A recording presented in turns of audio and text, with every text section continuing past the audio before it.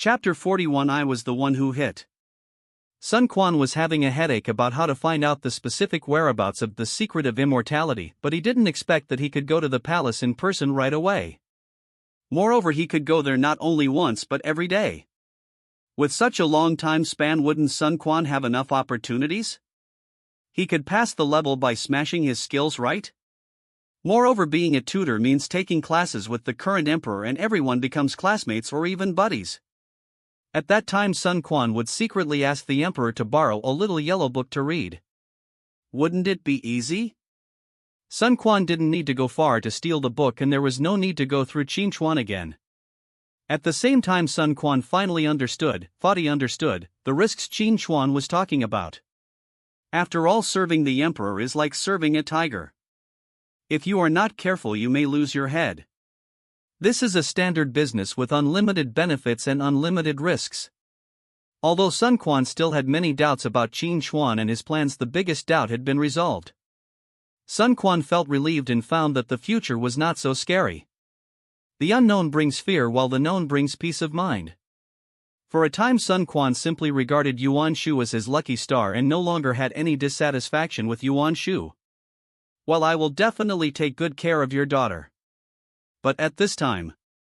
Oh no, sir, there's someone making trouble outside. Who is that?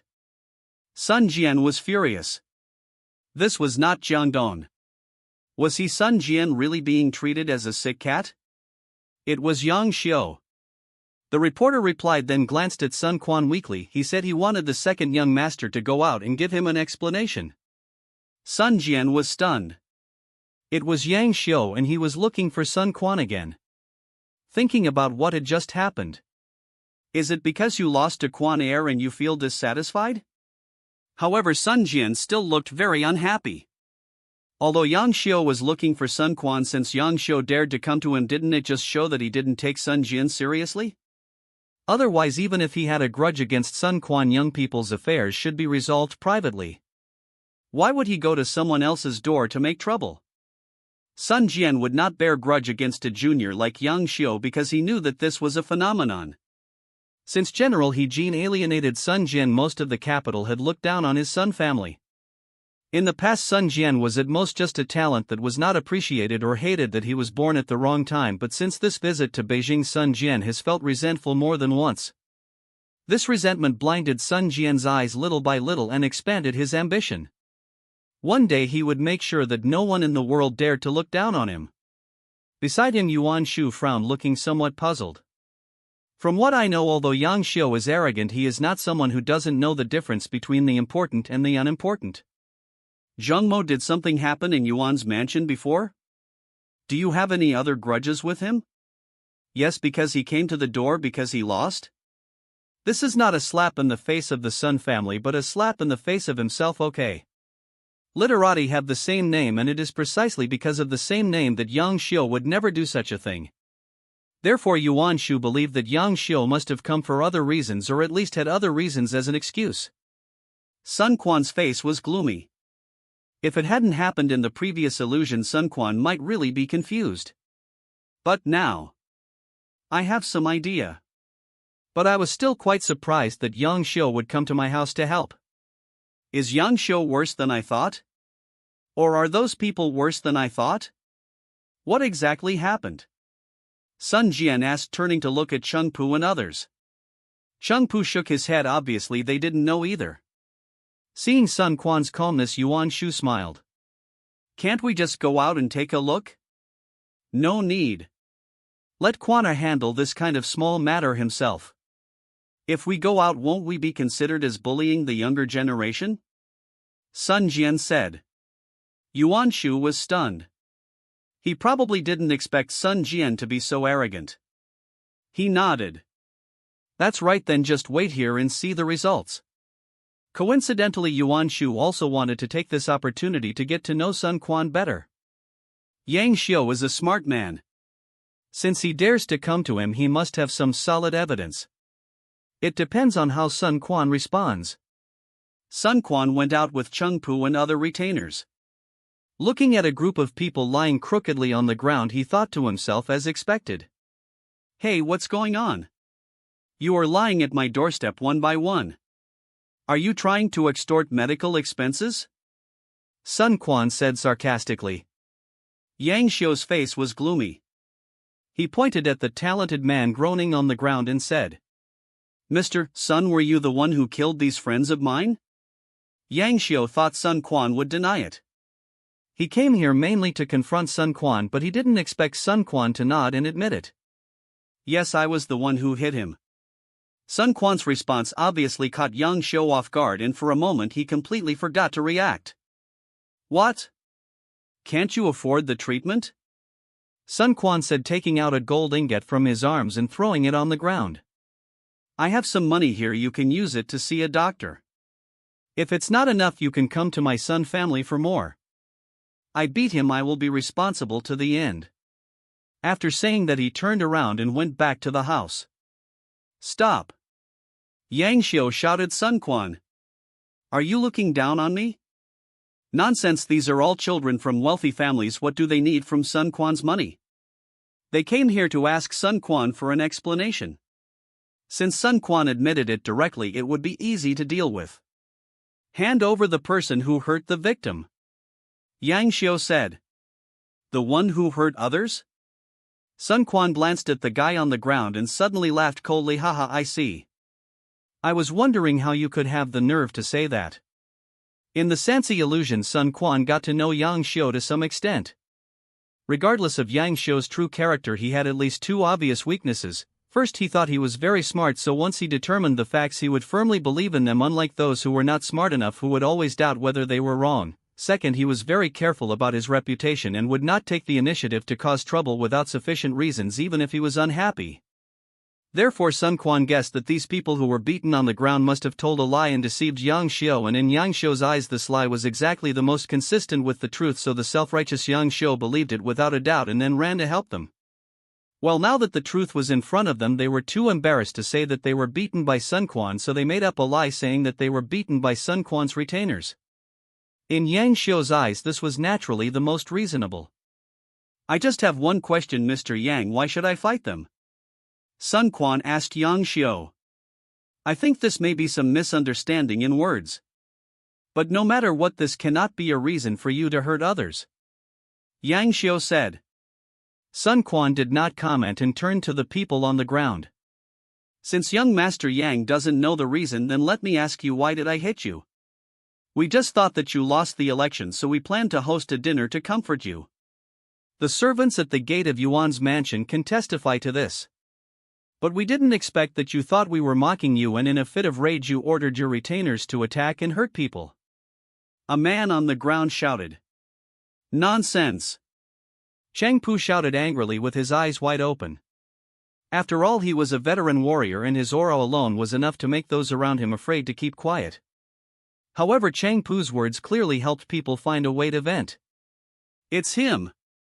He's the one who led the fight. Someone immediately pointed out Chang Pudeo. You! Sun Quan hurriedly stopped Chang Pu. Although a brave general has its advantages, it is not appropriate to show up in certain situations. I'll take care of everything, Sun Quan said in a low voice. Chapter 42, you can choose between literary and physical battles. Because you were not selected and were ridiculed, you got angry and embarrassed? Well, this reason is hard to refute. Sun Quan touched his chin and suddenly looked up at Yang Xiu. Then Mr. Yang, what if this reason is not valid? Yang Xiu frowned and his eyes flickered, but he couldn't think of how Sun Quan could make this reason invalid. But since Sun Quan dared to say such a thing, he must have a way. In order not to be led by Sun Quan, Yang Xiu immediately said, I've just said that no matter what the reason is, it can't be a reason for you to hit someone. Since Sun Quan had already admitted to the beating, Yang Xiu naturally chose to stick to this issue and not give Sun Quan any chance to turn the tables. Bang bang bang! Sun Quan clapped his hands and smiled. Mr. Yang, I admire people like you who stick to your principles. If these guys say something outrageous in private and I see injustice and teach them a lesson, would that be wrong? Sun Quan, you are slandering me. You need evidence to say such things, Yang Xiu said angrily. Sun Quan shrugged. I said if. Well, let's bypass the cause and talk about the result directly. I have a suggestion: when these young masters recover from their injuries, I will have a fair fight with them. We will set the rules in advance. No one else is allowed to help. As long as they don't kill anyone, they can fight as they please. I, Sun Quan, will take the responsibility for my own actions. How about giving them a chance to teach me a lesson? There are so many of them, they can't be defeated by a child like me, right? This. Yang Xiu was obviously a little surprised. Did Sun Quan take advantage of others not being able to really hit him? But even if he didn't dare to really hit him, it wouldn't be a big deal to teach them a lesson and make them black and blue. Especially since these guys were beaten like this, it would be more satisfying to teach the instigator a lesson directly than to teach his subordinates a lesson. For a moment, Yang Xiu even began to admire Sun Quan. He thought that Sun Quan was willing to be punished in order to protect his subordinates. The soldier was indeed extraordinary. At such a young age, he had such courage and skill. It is conceivable that Sun Quan made such a decision, and his subordinates must be very moved. They will definitely take their lives to repay him in the future. As a result, before Yang Xiu could say anything, the guys on the ground started screaming one after another. No! Cannot be like this. Don't listen to him. Yang Xiu thought they had a change of heart and were unwilling to bully the weak. Don't let his age fool you. Yes, he is a soldier. We may not be his opponent. Shameful. At this moment, even Yang Xiu felt ashamed and almost wanted to walk away. Such a group of people, the oldest was 17 or 18 years old and the youngest was 13 or 14 years old. Facing a child of 7 or 8 years old, they actually said they couldn't beat him? Didn't you practice martial arts at home? Even if Sun Quan started practicing since he was in his mother's womb, he was just one person. It's fine to reject this proposal, but you can say you don't want to bully the weak, but you can't say you can't win. You have lost face for the entire capital. Listen to the people around you whispering. Before coming here, Yang Xiu deliberately wanted to make a big deal out of it, but he ended up shooting himself in the foot. If Yang Xiu lived in modern times, he would definitely angrily blame himself for having met a bunch of stupid teammates. A Han master's son, what they might mean is that they don't want the majority to bully the minority. Yang Xiu's momentum weakened a lot as he spoke against his conscience. Ha ha. Sun Quan laughed. Well, let me take advantage of them. They only sent one representative, so this is not the case of the majority bullying the minority. What? Afraid of losing? Then 2 or 3 will do? Or should I give them one more hand? Having said this, Sun Quan ignored the laughter around him and looked back at Yang Xiu. Master Yang, you are a smart man, don't you find it strange? Without any prior fight, who would think that they are no match for a kid like me, not to mention that so many of them came together? I, Sun Quan, will make it clear today that I beat them and I did it alone. If you don't believe me, let them fight me again. This is a personal grudge and I will give them a chance to get back at them. If you believe that I have the strength to fight against so many people, then what is the basis for you to conclude that my retainers have taken action? Can such a thing be just based on one person's words without any evidence? When Sun Quan said this, Yang Xiu's face had become quite ugly. He vaguely realized that he might have been tricked.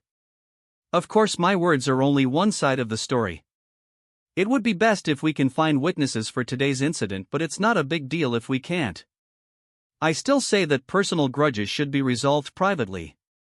If you think you can't beat me, you can find someone else. As for me, I won't be beaten in vain. At most, I can find a few classmates and friends to help. Then we can draw a line and whoever has the harder fist will have the final say. What? You say this is too vulgar and a gentleman uses words instead of fists? Fine, you can choose between literary and physical fights. You have more people and more power, so at most I can find a few classmates and friends to help. This is the capital. You are not afraid that I will find more people than you, right? Sun Quan laughed sarcastically. In the back room, Sun Jian and Yuan Shu almost burst out in anger. They were classmates and friends. Others might not understand why, but Sun Quan was clearly planning to drag the emperor into this. If Yang Xiu didn't accept the challenge, it would be fine. If he did, he would definitely be killed by Sun Quan. In fact, Yang Xiu had already lost from the very beginning, and he lost completely. Because as the elected candidate, Sun Quan had no reason to get angry when being ridiculed. Sun Quan deliberately did not speak out and deliberately avoided this topic, obviously wanting to humiliate this group of people severely. This is a ruthless person who can't stand being bullied at all. Apart from anything else, as long as Sun Quan said that he had become Yuan Kuei's direct disciple, Yang Xiu would not be able to help him out because of Yuan Kuei. Now Sun Quan not only stands on the side of justice but also has power behind him. Whether Yang Xiu is talking about reason or fighting, he will not be Sun Quan's opponent. It's ridiculous that the representative of the younger generation in the capital was easily trampled under the feet of a kid from Jiangdong, and he had no power to resist. It is conceivable that after today, when the result of the Yuan family is announced, Yang Xiu will inevitably become a clown who can't afford to lose and who is embarrassed and loses face. Aren't you going to stop it? Yuan Shu looked at Sun Jian. If this continued, it would no longer be a personal feud between the younger generation. Yang Xiu was the key training target for the next generation of the Yang family. If Sun Quan discredited Yang Xiu like this, the conflict would inevitably rise to the family level.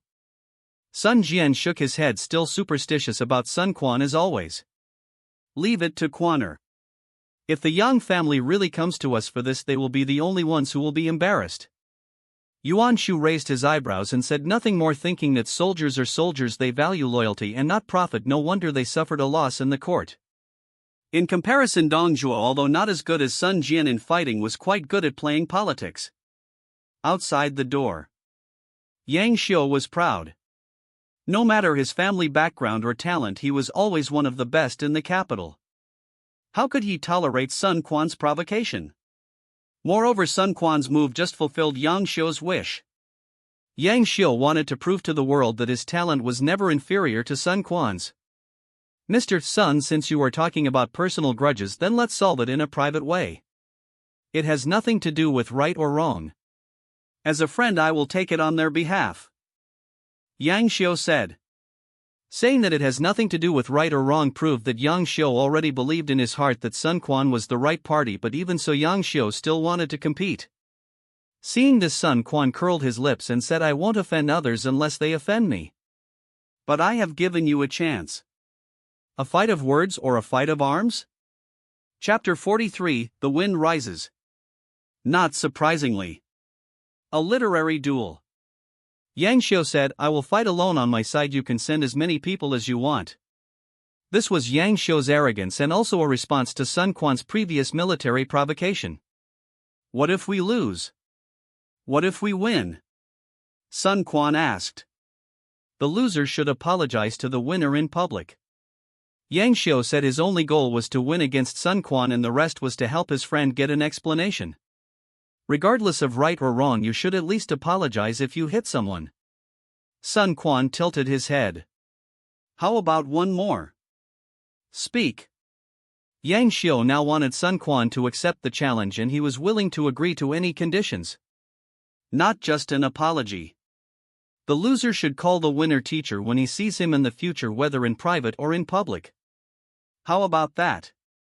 There is no limit to learning, and the one who is more accomplished is the teacher. Since it is a literary duel, it is not excessive for the loser to call him teacher, right? Sun Quan said. You bastard. How dare you? That's not too much. Brother Yang, don't be fooled. Yeah, we haven't decided how to compete yet. Besides, it's no big deal if he calls you teacher, but if you call him teacher, won't you become a laughingstock? This punishment is not equal at all. The guy pretending to be a master on the ground immediately shouted. Sun Quan was young while Yang Xiu was old, and Yang Xiu was also a famous talent. In their eyes, this punishment was effective for Yang Xiu, but it was irrelevant to Sun Quan. It was like Kai Yong. There were so many people in the world who wanted to call him teacher, but you asked Kai Yong to call someone else teacher? No problem. Yang Xiu said coldly. How could he not see the problem that others could see? In Yang Xiu's opinion, Sun Quan deliberately proposed such an unequal condition so that he would retreat.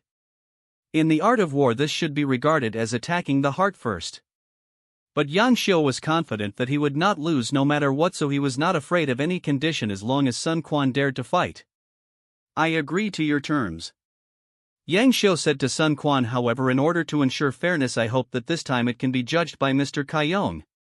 Although Yang Xiu was arrogant, he was not stupid.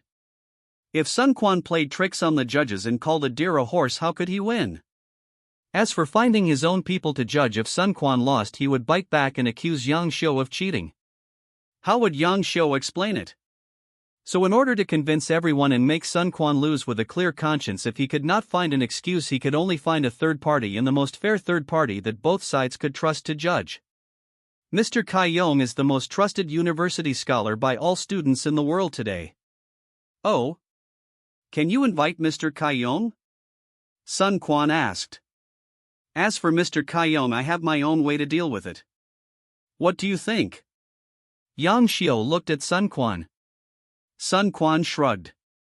It would be the best if we could invite Mr. Kaiyong. How do we compare? What do we compare? You say. Yang Xiu seemed quite confident and thought he would not lose to Sun Quan in anything. Poetry, songs, calligraphy, and painting. How about we compete in poetry? Sun Quan never knew what politeness was. If you ask me to speak, I will just say it directly. Student Yang, you are simply courting your own death. Ha! Yang Xiu smiled. You're just being clever. On the surface, poetry is indeed a good way to narrow the gap in knowledge, but poetry is also the most challenging of a person's knowledge, experience, and background. It is not enough to write a good poem with gorgeous words and neat parallelism. The rhyme, poetic meaning, and poetic flavor are the essence. As you wish, let's compete in poetry. Yang Xiu agreed. Sun Quan smiled, and at this moment both of them felt that they had definitely won. Since I decided the subject matter, why don't you decide a theme while we still have time? You can't write about love and romance while I write about war and battle. How can people judge the better and worse? Sun Quan said. Yang Xiu pondered for a while and said, then we will play 2 out of 3. One will be about war and war, one will be about love and romance, and the last will be about Master Kaiyong setting the questions on the spot. In addition, as for the time, I must first consult Master Kaiyong before I can decide. Since Sun Quan was a soldier, he should be good at writing about war and war. Yang Xiu was not confident that he could beat Sun Quan on this theme. So he finally chose a seemingly fair plan. Then I will wait for news from Master Yang at home. Then. The trend of Yuan Wei's selection of disciples had not yet completely ended, and another round of public opinion storm had been set off in the capital. Compared with the official nature of the former, the latter was obviously more concerned by the people. The peaceful literary world of Kyoto was suddenly stirred up by a foreign stone. Inside the house. Is Zhengmo good at poetry? Yuan Shu asked. Well, probably. Sun Jian was obviously not too sure. Haha, this is interesting. Yuan Shu smiled. Sun Jian was not sure, which meant that Sun Quan had at least never shown his talent in this area. Was Sun Quan hiding it well? Or did he have other plans? Let's wait and see. That night at Kai's house, Kaiyong played the piano in the night. The sound of the piano was erratic, making people feel like they were boating on the river. When the song ended, the boat sailed into the lake. The water was still and the sound of the waves was clear, but the ears could hear the previous waves repeatedly. Dad, your piano playing is not as peaceful as usual. Kai Wenji, who was standing in the distance and waiting for the song to end, said. The wind is blowing. Kaiyong said something meaningful. Yenner, why haven't you slept yet?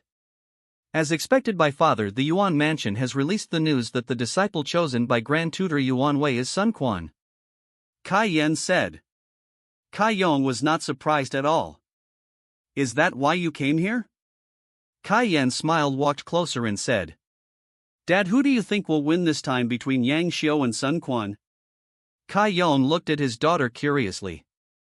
Yenner, when did you become interested in this kind of thing? I'm not interested, but there will always be someone who is interested. Kai Yen said. Kaiyong's mind moved. Miss Tang? I really can't hide anything from my father. Kai Wenji smiled. From childhood to adulthood she always believed that her father was the smartest man in the world.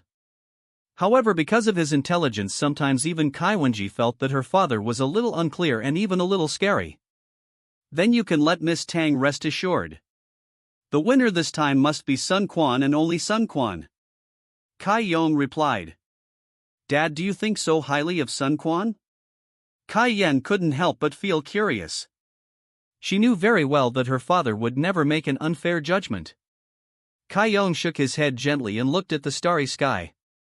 It's not that I'm optimistic about Sun Quan, but the situation is now set and I don't see any signs of defeat for Sun Quan. The Royal Palace. Mother, I heard that Diao Chan has already arrived in Beijing.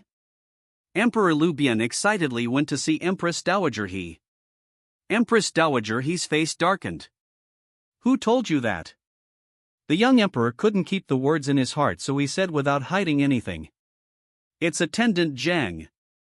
Oh, Zhang Rang. Empress Dowager He smiled coldly. Yes, Diao Chan has come to the capital. I will arrange for her to come to the palace in a few days. Why does it have to wait a few days? Can't it be done now? The young emperor couldn't help but say. No. Moreover, I am not afraid to tell you that I will not let her live in the palace. You only have one chance to meet Diao Chan every day. Empress Dowager He said directly. Ah? Why? The young emperor was very dissatisfied. I've already said that I will examine her personally, including her talent, appearance and character. Only if she passes my examination will I agree to let her enter the palace. If you really like her, then do your best to help her pass my examination. Otherwise I will have someone send her back to Jiujiang tomorrow. Empress Dowager He warned. After hearing this, the young emperor nodded quickly. I am sincere. I am sincere. Diao Chan will definitely pass your assessment, mother. But he dared not bargain with Empress Dowager He. After all, the young emperor knew that a short period of happiness could not be compared with a lifetime. Chapter 44, Queen Mother He's Purpose. The next day. After the routine morning court session, Empress Dowager He privately summoned Grand Tutor Yuan Wei. Lord Yuan, please give me an explanation. Empress Dowager He's face was gloomy and it was obvious that she was quite dissatisfied with something. Why does the Queen Mother say that? Yuan Wei pretended to be confused. Of course he knew what the Queen Mother he was talking about. I asked you to choose a personal disciple, but I didn't really ask you to choose a personal disciple. Why did you choose a little kid for me? Have you forgotten our plan?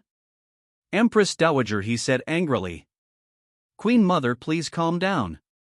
Yuan Wei bowed and said, I have never forgotten what the Queen Mother ordered. The reason why I chose Sun Quan is because he is the best candidate. The best candidate? Empress Dowager He was not satisfied with Yuan Wei's words. I have sent people to inquire about it.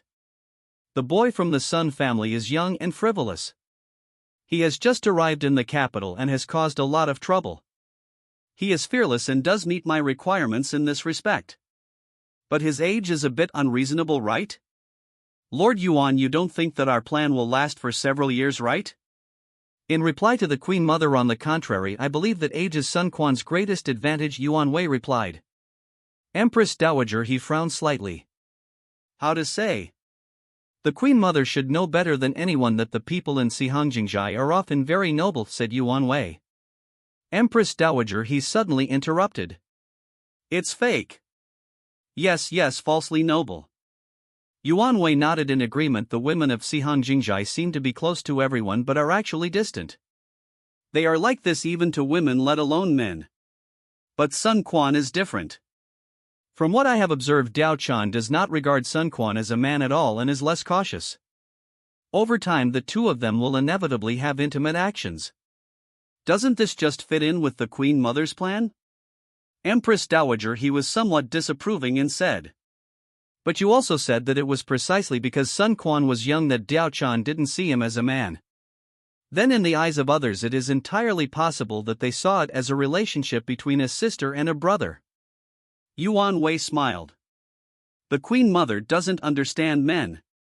Once a man is jealous, it doesn't matter if he is an 80-year-old man or an 8-year-old child. How can there be no difference? Empress Dowager, he objected. Lord Yuan, please don't get the point wrong. I don't care about Sun Quan at all. My target is Diao Chan. I don't want the emperor to be jealous of Sun Quan because Diao Chan likes him. That will only make the emperor more dependent on Diao Chan. What I want is for the emperor to either give up completely or become jealous of Diao Chan because of Diao Chan's love for him. Empress Dowager, he looked at Yuan Wei. Master Yuan, while I am still in charge, there are some things we must prepare for.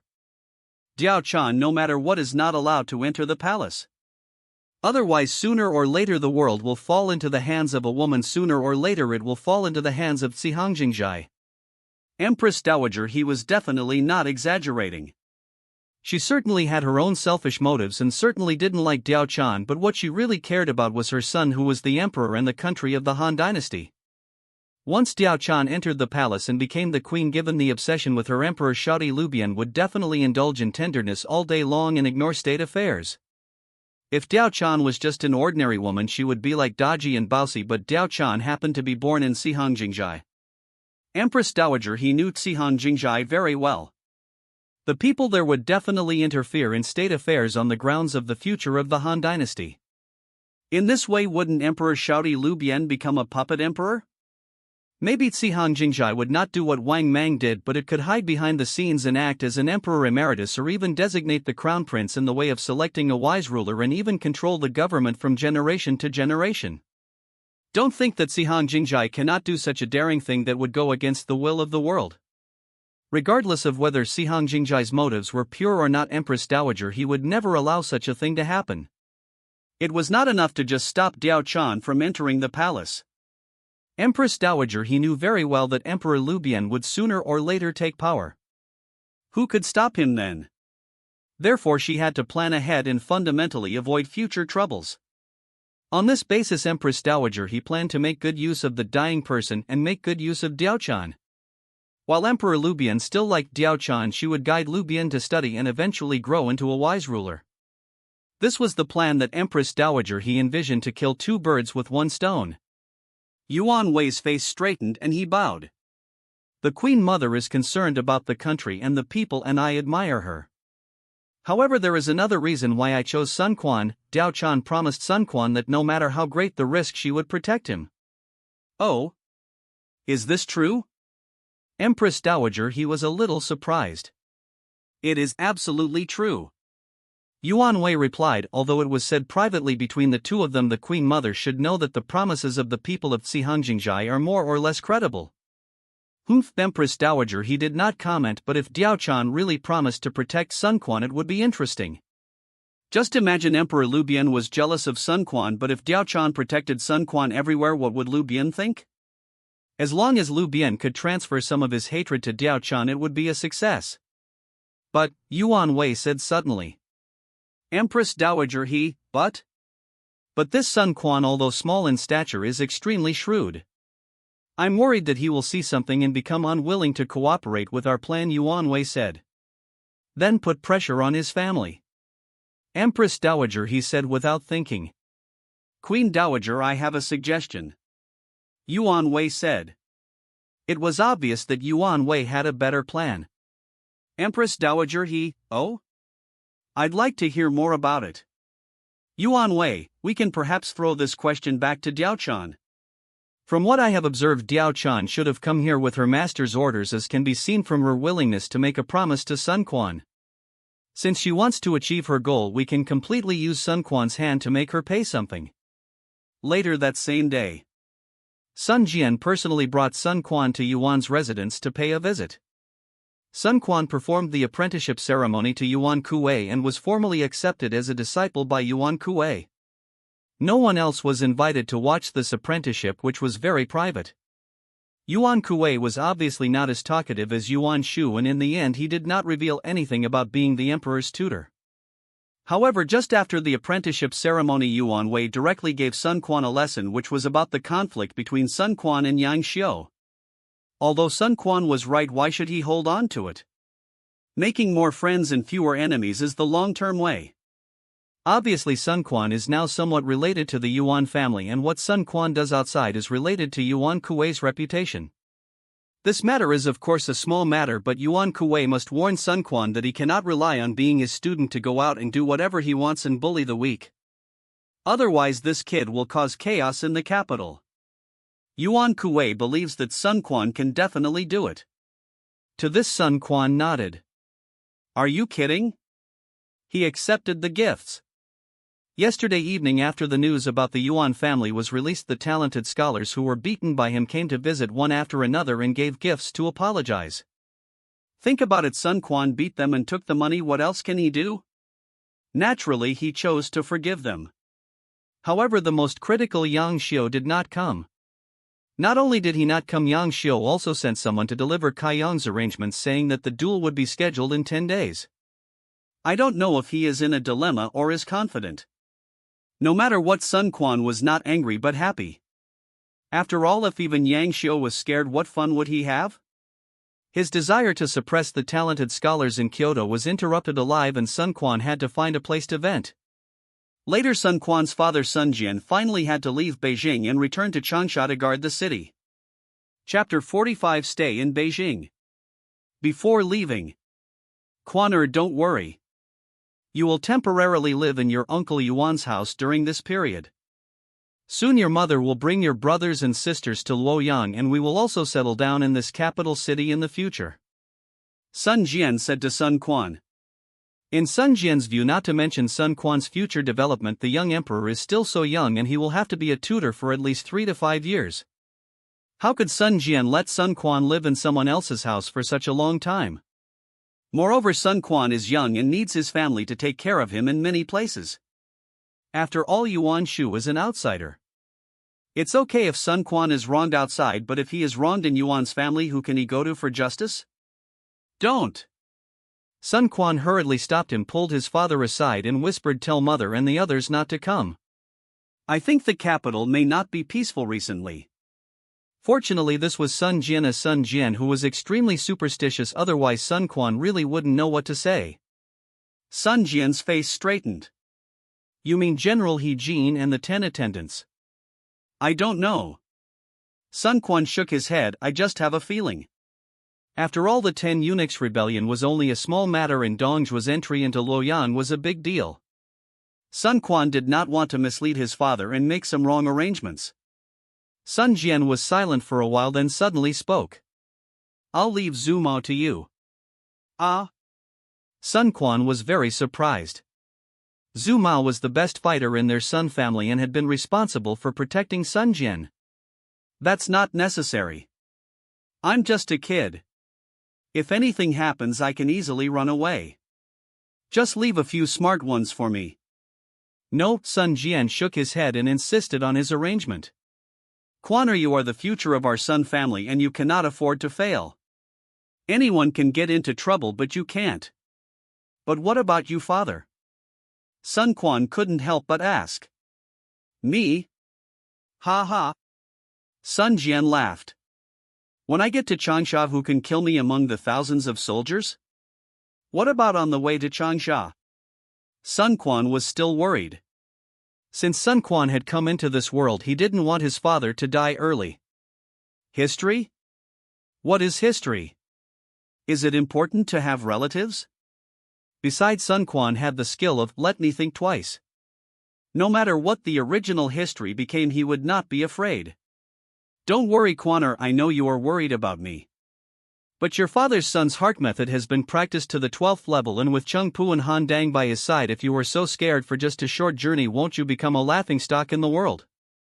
Sun Jian said. Of course, it is better to be safe than sorry. There are definitely risks, otherwise why would Sun Jian always take Zhu Mao with him? However, compared with his own risks, Sun Jian seemed to think that Sun Quan needed more protection now. Sun Quan thought about it, and it was right. At this time, apart from the Yellow Turban bandits, there should be no enemies who were determined to kill Sun Jian. And the Yellow Turban bandits had long been a force to be reckoned with. It was obviously a bit groundless to worry about Sun Jian at this time. In comparison, it would be a bit dangerous for Sun Quan to stay in Luoyang. Okay. Sun Quan nodded and agreed. Since we have Zhu Mao, there is no need for too many other people. Sometimes it is easier to get things done with fewer people. If something goes wrong, I can run faster if I need to. Haha, you're right. A gentleman doesn't stand under a dangerous wall. Running away is not a shameful thing. If you see something wrong, you must run and run fast. Sun Jian laughed. By the way, I see that you like Zhou Tai very much, so keep him here too, and by the way, you can let Zhu Mao teach him some kung fu. Thank you, Dad. Quan'er, you must take care of yourself. Even though Dad seems to have great confidence in you and thinks that you can turn danger into safety no matter what you do, Dad is actually very worried about you. Sun Jian patted Sun Quan on the shoulder and said earnestly. Sun Quan couldn't help but shed tears and nodded seriously. Dad Quan'er knows. Whether it was his father, mother, or eldest brother, although the Sun family was a large family, Sun Quan had never felt the indifference of a large family at home. Perhaps it was because Sun Quan was smart, or perhaps it was because Sun Quan did not fight, but everyone's feelings for him were definitely not fake. Sun Quan saw it with his own eyes and remembered it in his heart. He had already regarded this place as his real home, a home that he was determined to protect to the end. 2 days later. Because Yuan Wei had repeatedly reminded Sun Quan the day before that he must get up early the next day, Sun Quan naturally understood that the day he had been waiting for a long time had come and he was finally going to enter the palace. Before arriving at the Taifu mansion, Sun Quan instructed Zhu Mao. From today on, every day when I go into the palace, you will follow me from a distance and keep an eye on my situation. Before entering the palace, if I jump out of the car, you will come to pick me up immediately and take me with you and run as fast as you can. Zhu Mao's expression changed and he was obviously very surprised by Sun Quan's order. However, out of habit, he didn't ask anything and just nodded in agreement. Sun Quan continued. After I enter the palace, you will stay somewhere nearby and keep an eye on the movements outside the palace until I come out. I will usually stay for 1 to 2 hours. During this time, if there is any unusual movement outside the palace, you will act according to the circumstances and try to find a way to reunite with me. Clear. After all the arrangements were made, Sun Quan finally arrived at the Taifu mansion safely. When he arrived, he found that in addition to Yuan Wei, Qin Xuan, who had not been seen for a few days, was also there. Student greets teacher. After greeting Yuan Wei, Sun Quan turned to Qin Xuan and said with a smile, Brother Qin, long time no see. Qin Xuan was slightly stunned, feeling that Sun Quan seemed to be inexplicably close to him. After thinking about it, he thought that Sun Quan was deliberately cooperating with him, so he smiled and said, Then I will call you Zhongmo from now on, okay? Haha, of course. Of course. Sun Quan smiled awkwardly, thinking that he had made a mistake again.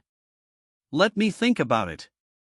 Although it is a magical skill, it has a considerable side effect, which is that it is easy to subconsciously bring the habits and emotions in the illusion into reality. For example, the name Brother Qin, although Sun Quan also called him that at the beginning, he really got used to it when he was in the illusion to get the information of the secret of immortality from Qin Xuan. And it was also at that time that Qin Xuan showed his goodwill and unconditionally told Sun Quan the information of the secret of immortality, which made Sun Quan have a certain good impression on him.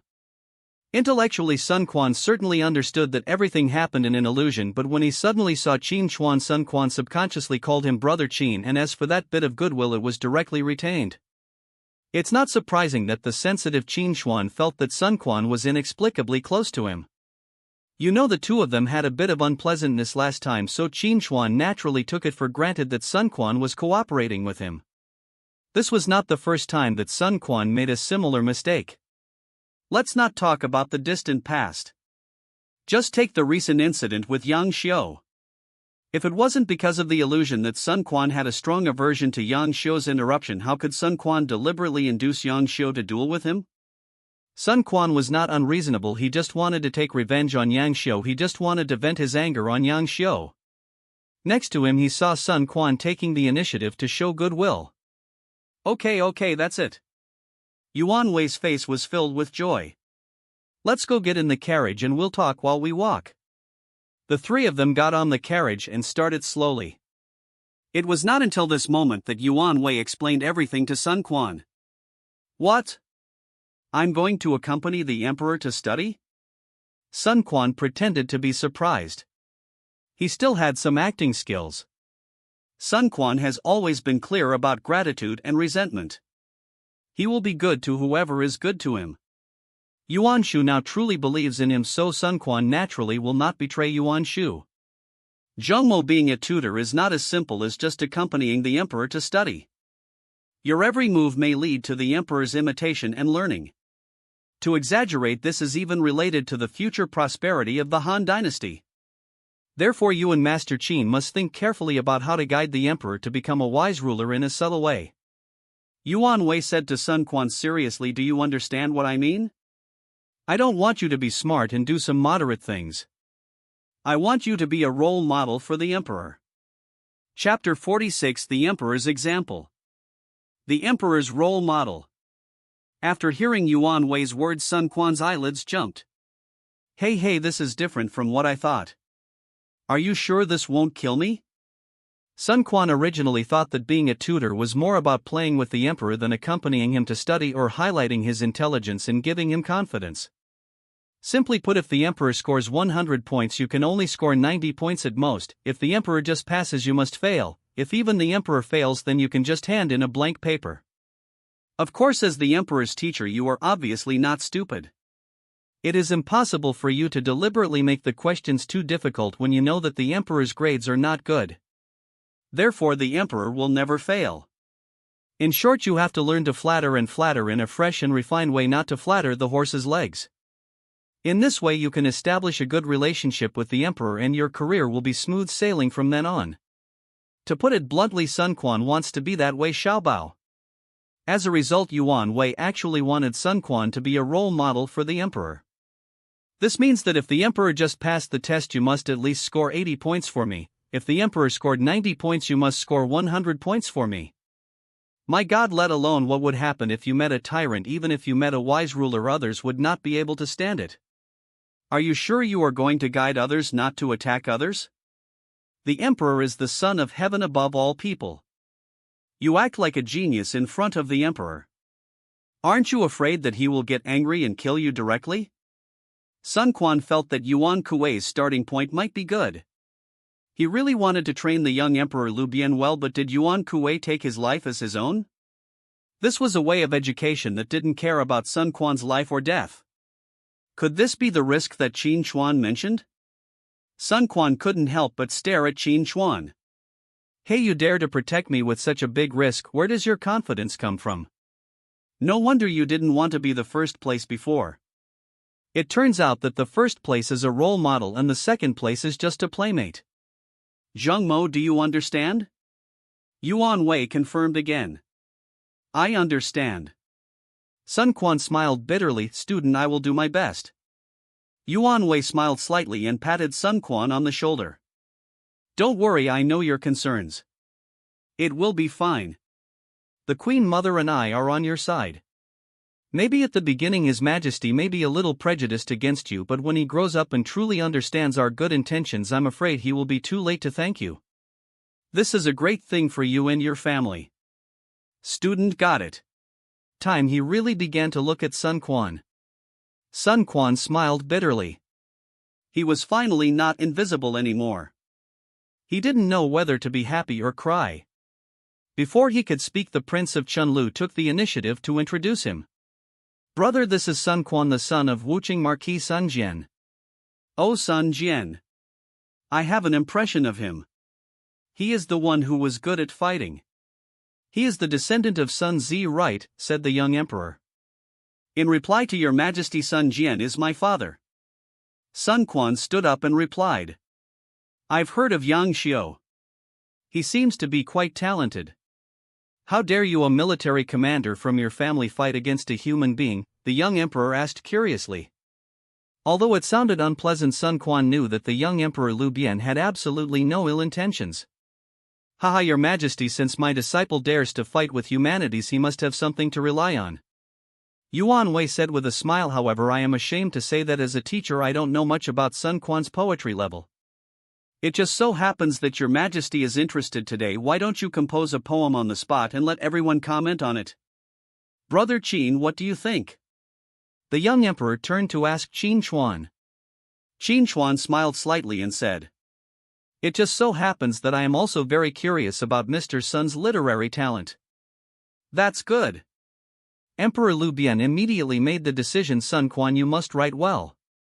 If this poem is good, I will reward you handsomely. Then I will just have to obey your orders respectfully. Sun Quan stood up. Let me think about it. Although he felt very speechless, Sun Quan still decisively used his second skill of the day. Serving the emperor is like serving a tiger. Before he understood the emperor's preferences and standards, Sun Quan dared not joke with his own life. Soon after coming out of the second thought of the third thought illusion, Sun Quan had already made up his mind. So he began to recite. The lamps are lit at midnight and the roosters crow at dawn. This is the time for men to study. If you do not study hard when you are young, you will regret it when you are old. This is a poem to encourage learning. Sun Quan now more or less guessed the purpose of Yuan Kuei and Qin Xuan, so this poem was written to please them. But Sun Quan could not persuade the young emperor to study by name, which would certainly make the young emperor unhappy. In the present situation, it is more like Sun Quan's self-blame for not listening carefully just now, a poem to encourage himself. It has been verified in the illusion that the young emperor was not angry, so this is the most perfect answer for Sun Quan. Without making the young emperor angry, he made Yuan Wei and Qin Xuan happy. In this way, at least in the short term, Yuan Wei should not embarrass Sun Quan again. What a good poem, what a good poem. Qin Xuan admires it. Qin Xuan clapped his hands. If you don't study hard when you are young, you will regret it when you are old. Well, it is indeed a rare good poem.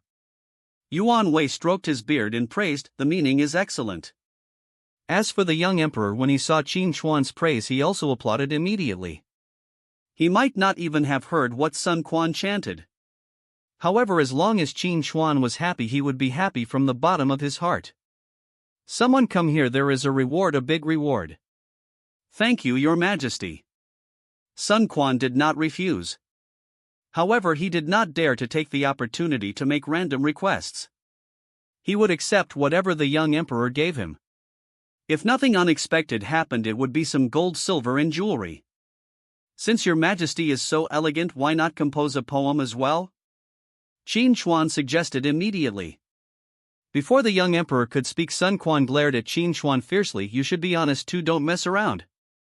One after another, you won't be happy unless you play with people to death, right? Do you think it's easy for him, Sun Quan? Going to class is more stressful than going to war, and you can be put on the fire at any time. Is this what a human being does? No, I can't do it. The young emperor waved his hands quickly. He was very self-aware. The young emperor was definitely not the type who thought he was the best and no one could compare to him. The young emperor was the type who thought, I know I am a bad student, but I am the emperor anyway, so I don't have to learn well. How about this? The duel between me and Yang Xiu can be regarded as a grand event for the younger generation of literati. Your Majesty can go and watch and make some comments. Sun Quan proposed. Good. Sun Quan's suggestion is good. The young emperor was overjoyed. It was boring to stay in the palace all day. He had wanted to leave for a long time, but he just didn't have a suitable reason. This Sun Quan really knows my heart. Brother Qin, we will go together then. You are knowledgeable, so you can give comments. The young emperor turned to Qin Xuan and said. Qin Xuan shook his head and smiled. Your Majesty, my knowledge is far inferior to that of Master Sun, so I am not qualified to comment. No, haha, Master Qin is really too modest. Sun Quan laughed quickly. He was really worried all the time. Yes, Brother Qin, you are too modest. The young emperor nodded. Qin Xuan glanced at Sun Quan, smiled, and said nothing more. It seemed that he was going to let Sun Quan go for the time being. Sun Quan looked at Qin Xuan, speechlessly opened his mouth and communicated with lips. What about the guarantee of my life? You don't think it's exciting to risk your life, do you? Well, as to whether Qin Xuan can understand Sun Quan's lip reading, that's not clear. Chapter 49, Danger. After the little episode, Yuan Wei started teaching again. This time Emperor Xiao Lu Bian continued to be distracted, but Sun Quan did not dare to waste time anymore. He put his thoughts away, listened carefully, and asked a few popular questions from time to time. He behaved like a babysitter. In a word, Prince Chunlu was very happy to listen. Yuan Wei was very excited about his lecture and everyone was having a good time. Sun Quan instantly became a person who was very popular with the teacher, like a class representative.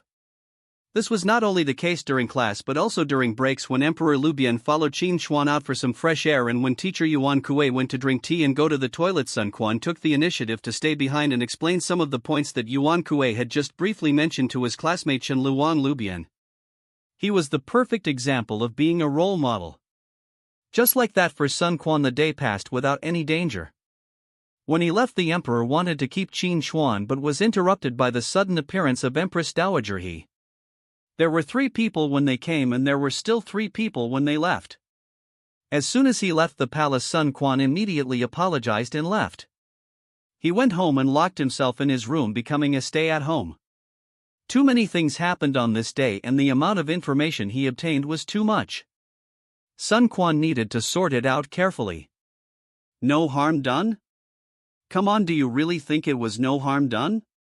After 2 simulations that allowed me to think twice, I was able to escape danger in the end. So you can imagine how many dangers Sun Quan experienced in the illusion. In the illusion, if you are not careful, you will arouse the dislike of the young Emperor Lu Bian. This is an emperor who says whatever he wants and his emotions are clearly visible on his face. He is very dangerous. If he likes you, he will be very nice to you. If he hates you, he may just have someone drag you out and chop you off. The young Emperor Lu Bian does not know what euphemism means, what is a show, and even does things without knowing the importance of the matter. Even if you don't like someone, you have to consider the family behind him and the impact of doing such a thing, right? Fortunately, the young emperor did not rule the country himself, otherwise the world would have been in chaos long ago. If being disliked by the young emperor is just a potential risk, after all, whether it is Yuan Wei or Qin Xuan or even the Empress Dowager He behind them, they will protect Sun Quan for now. Then another thing that did not happen in reality is the real risk for Sun Quan. It turned out that when Sun Quan was in the illusion, he thought this was a rare opportunity, so he took advantage of the break between classes, pretended to go to the toilet, and wandered around alone, trying to take advantage of 2 stealing opportunities, one of which was out of thin air, to see if he would be lucky enough to steal the eternal life secret. As a result, at this time a eunuch found him. At first Sun Quan thought he was caught stealing something, but soon Sun Quan knew that the other party was coming for him, waiting for him to be alone. Although the other party did not reveal his identity from beginning to end, does it matter? Isn't it obvious that the eunuchs in the palace are the people of the 10 attendants? The eunuch explained the pros and cons to Sun Quan and revealed a message that is, if the plan of Queen Mother He and Yuan Wei continued, Sun Quan would definitely die in the end. After a period of intimidation, he extended an olive branch to Sun Quan, saying that as long as Sun Quan helped them, they would be able to save Sun Quan's life. Even after the success, not only Sun Quan would rise to prominence, but the Sun family would also rise again. Unfortunately, Sun Quan was a good young man of the new era, familiar with any pyramid scheme, and did not believe the other party's empty promises at all, including the benefits reported, which Sun Quan thought were also suspected of exaggeration. There was a risk, but it was not certain to die, right? However, since we were in a fantasy world, what was wrong with pretending to agree? Sun Quan wanted to see what these people were up to. What could a child like him do? Time was limited, so after Sun Quan agreed, the other party did not say much but just gave him a note and asked him to go to the bamboo forest west of the city in the evening and hand the note to someone there. After the eunuch left, Sun Quan took a peek at the contents of the note. There were a bunch of words that Sun Quan couldn't understand, or maybe a code. Of course, even if he could decrypt it, Sun Quan didn't think it would be any important information. After all, it was only the first day. How could others really trust him? Aren't they afraid that Sun Quan would tell on them? Therefore, even if Sun Quan handed over the note, he believed that nothing would be found out. The situation in the capital was too complicated. Were the 10 attendants ready to attack General He Jin? Then was there enough time left for Sun Quan? There was too little information for Sun Quan to figure out, but no matter what, the truth was in the spirit of not getting in trouble. After returning to reality, Sun Quan did not leave during the break and did not give the other party any chance to contact him. The above is the biggest difference between the illusion and reality. After all, Sun Quan knew very well that once he was contacted by the eunuch he would be in danger regardless of whether he agreed or not. This was a deal that would really cost him his life. Really tired. Sun Quan had never thought that entering the palace would be so tiring. He even had the urge to escape back to Jiujiang. Since the 10 eunuchs had already targeted him, Sun Quan might be found every day when he entered the palace. No matter how careful he was, there would always be a time when he was careless. Otherwise, why not just take a sick leave? Just as a silent resistance to the bad behavior of Yuan Wei and Qin Xuan today. Anyway, the young Emperor Liu Bian only cared about Qin Xuan, and it didn't matter if he had one more or one less. That evening, Sun Quan used the last time today to let me think twice. The third thought of the 3 illusions. Illusion dividing line. On the way to the west of the city. Tell me, am I sick? Sun Quan said to Zhu Mao. Because this was a covert operation, there were only 2 of them. Zhu Mao did not respond. How could he answer such a question? He could only pretend that he had not heard it. Zhu Mao was somewhat accustomed to the strange behavior of this second son. Alas! Sun Quan shook his head inside, not knowing whether he was sighing at Zhu Mao's disregard or at his own behavior. That's right, Sun Quan just wanted to go to the bamboo forest west of the city to see who was there. This kind of thing is meaningless to Sun Quan, and it doesn't even have any benefit except satisfying curiosity. If Sun Quan had not used any skills today or had only used them once, then it would be reasonable for Sun Quan to use skills now that it is almost evening, with the idea that it is better not to use them. But now Sun Quan directly used the 3rd time today to make me think twice. Even if there is an emergency of creating something out of nothing, Sun Quan's move is really too risky. Curiosity kills the cat. As they sighed, the 2 of them, led by Zhu Mao, moved forward quickly and soon arrived at the bamboo forest west of the city. I never thought that there would be such a quiet place in the capital. Sun Quan was a little surprised when he stepped into the bamboo forest. Second Master Kai Yong's residence is not far from here. Zhu Mao reminded. Oh? Sun Quan's eyebrows moved. Kai Yong? It should be just a coincidence. Such ancient literary and artistic masters usually like quietness, so they find such places to settle down. And the 10 eunuchs and others, because they have to do some shameful things, naturally look for places where there are no people. But is it really such a coincidence? Second young master, are we going in openly like this? Zhu Mao asked. Of course. Sun Quan stepped in first, stepping on the bamboo leaves, making a rustling sound. We are upright and have nothing to be ashamed of. Besides, how can we lure people out without making some noise? Chapter 50, Kaiwenji. The bamboo forest was very big, even bigger than Sun Quan had imagined. He walked for a long time but didn't see anyone. Of course, the main reason was that the sight range of the bamboo forest was too small. There were bamboos everywhere, and even if 10 people were hiding, they might not be discovered. Sun Quan felt that this was simply the best place for assassination. If he was not in the Sansi illusion, he would never be willing to come to such a place easily. If there was a sudden hidden arrow or something, he would not be able to react at all. As for using noise to attract other people's attention, Sun Quan took it for granted. In this forest, any wind would make a louder noise than Sun Quan and his companions. Does that mean Sun Quan has to shout here? Second Master, are you still going?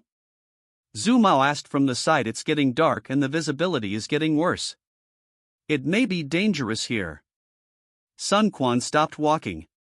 It was not a good idea to walk around like this. Was he wrong? If someone was really waiting for him here, why would they hide so secretly? Think about it carefully. The fact that the 10 attendants wanted to use Sun Quan to pass on information does not prove that the 10 attendants had no other ways to pass on information. What are Sun Quan's advantages? First, as the emperor's tutor, Sun Quan could enter and leave the palace openly every day. Second, Sun Quan was a child and few people would deliberately observe who he had contacted, including his every move outside the palace, which often would not attract the attention of others. In other words, Sun Quan might just be a backup chess piece, and Sun Quan would only be used at a critical moment when other options failed. Of course, it is not ruled out that it was a confusing chess piece deliberately pushing Sun Quan out to confuse the enemy. Regardless, it is certain that the 10 eunuchs had other ways of passing on information. Otherwise, how did the earliest collusion come from? Therefore, perhaps there are not people waiting here for information from the 10 eunuchs every day. It is only after they are sure to have contacted Sun Quan that news about Sun Quan is spread through other channels, and then people wait for him. Just as Sun Quan was thinking this. Second young master, there is the sound of a piano. Zhu Mao suddenly said. Really? Sun Quan's eyes moved and he calmed down. Sure enough, he could hear the faint sound of music. Could it be that the music was used to lead him over? Someone was really waiting for him here. Let's go and take a look. Sun Quan said immediately. It would be easy if they had a target. Most of the time and the illusion had passed and Sun Quan had to see someone anyway. Zhu Mao closed his eyes and felt it for a few seconds. This way. He took Sun Quan and rushed towards the direction of the sound. As they walked, the sound of the piano became clearer and clearer. At the beginning there was only faint music, but now the melody could be heard clearly. The music was moving and even Sun Quan, a layman, found it beautiful. The sound of the piano is melodious. It seems that he is not an ordinary person. Second young master, who are you here to see? Could it be Mr. Kai Yong? Zhu Mao asked. Originally he was used to not asking anything and just doing whatever he was told. But at this moment Zhu Mao couldn't help but be curious. Sun Quan glanced at Zhu Mao and said with a smile. You also know the piano? Zhu Mao, I know a thing or two. Haha, that's great. Sun Quan gave Zhu Mao a thumbs up. I only know whether the melody is good or not. I can't tell whether the sound is melodious or not, whether the artistic conception is beautiful or not. No matter how well you play, it's like playing the lute to a cow to me. I thought only people like my mother and teacher Zhu and my family could understand the lute, but I didn't expect you to be able to do it too. It seems like you are an elegant person in private. What a way of talking to a cow. A voice sounded and the sound of the zither stopped. It seemed that Sun Quan's words were heard. There are many people who pretend to be cultured these days, but there are very few who are self-aware like this. Sun Quan frowned. Judging from the voice, it was actually a woman? Without giving it much thought, I passed through a bamboo forest and suddenly my eyes lit up. This was a platform, probably man-made. There was a stone table in the middle, which was a good place to cool off in the summer. A woman was sitting at the front of the table. She was dressed elegantly and was about 20 years old. There was an ancient zither on the table. It was obvious that the music just now came from this woman. Although she was young, she gave Sun Quan a sense of dignity and wisdom, as if she was his mother, Madame Wu.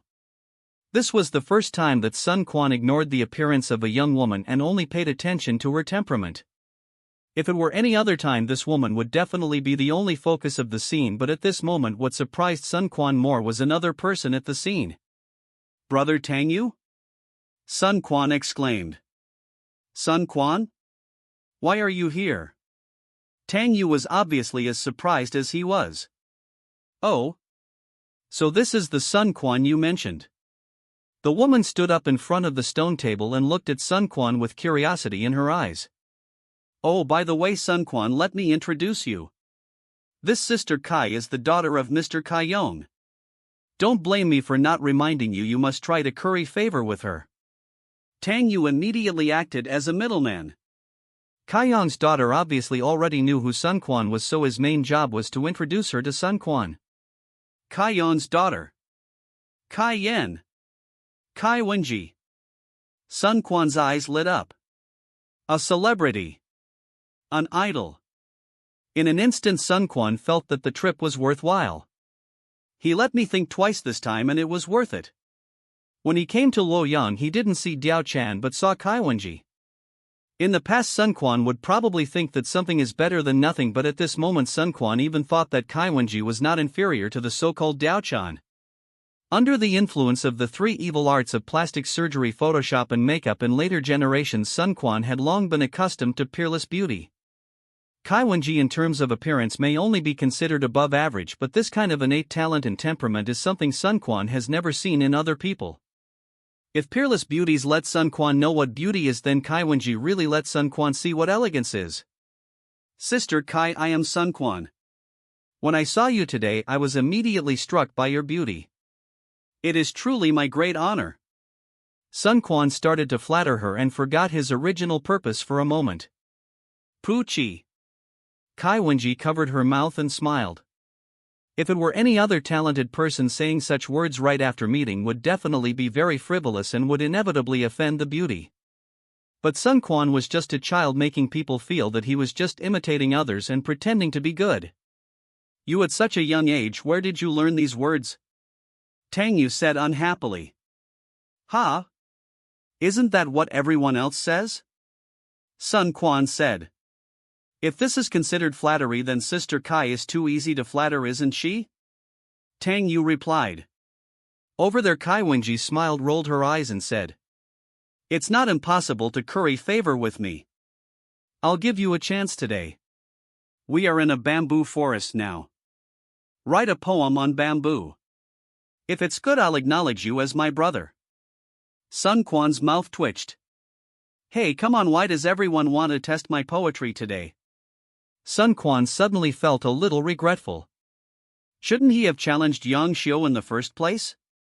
He wanted to choose a poem that he would never lose, but he didn't expect that he would get himself into trouble now. Before the duel with Yang Xiu, these people always tried to find ways to test their own strength.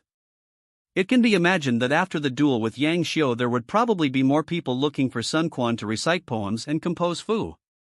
If this continues, sooner or later it will be over and he will definitely be labeled as a person who has run out of talent. Well, of course we can talk about the future later. Now, in front of a beautiful woman, the key is that she is a famous talented woman. Sun Quan must perform well. Besides, he is still in the Sansi illusion. Wait. Damn it. Why am I in a fantasy now? No matter how well I perform, I can't bring it into reality. No. Sun Quan suddenly made up his mind to go all out today. After leaving the illusion, he would make another trip to the bamboo forest west of the city in reality. Chapter 51, Look at the good poems you wrote. What? Did our great talent Sun pass the exam as well? Seeing Sun Quan hesitating there with a look that seemed both happy and sad, Tang Yu couldn't help but tease him. I just want to show off, so I must be careful.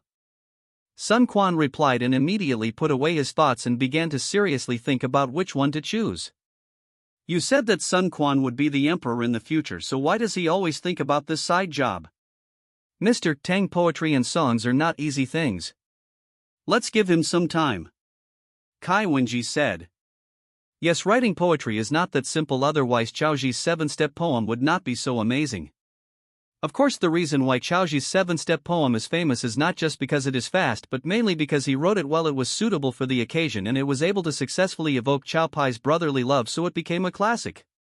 So Kai Wenji was not surprised that Sun Quan could write a poem in such a short time, but she did not believe that it was good unless he had written it before and just used it to make up the number. Sun Quan didn't know what Kai Wenji was thinking, but he didn't have time to think about it. 1 hour was neither short nor long, and the key point was that there was no countdown. It was possible that the Sansi illusion would disappear in the next second. How could Sun Quan not hurry? Got it. So fast? Tang Yu was surprised. Don't you want to think about it more? He thought Sun Quan couldn't stand his provocation. Kai Wenji stopped him. We might as well listen to it first. Then he made a gesture of invitation to Sun Quan. Sun Quan was not polite and spoke immediately. Bamboo grows in the wilderness, its top soaring 100 feet into the clouds. No one appreciates its integrity, but it clings to its loyalty. I am ashamed to be stained with Xiang Fei's tears and ashamed to enter the palace to play the zither. Whoever can make a flute should make the dragon's voice. It sounds pretty good. Tang Yu murmured twice, then turned to look at Kai Wenji. Sister Kai, what do you think? Sister Kai?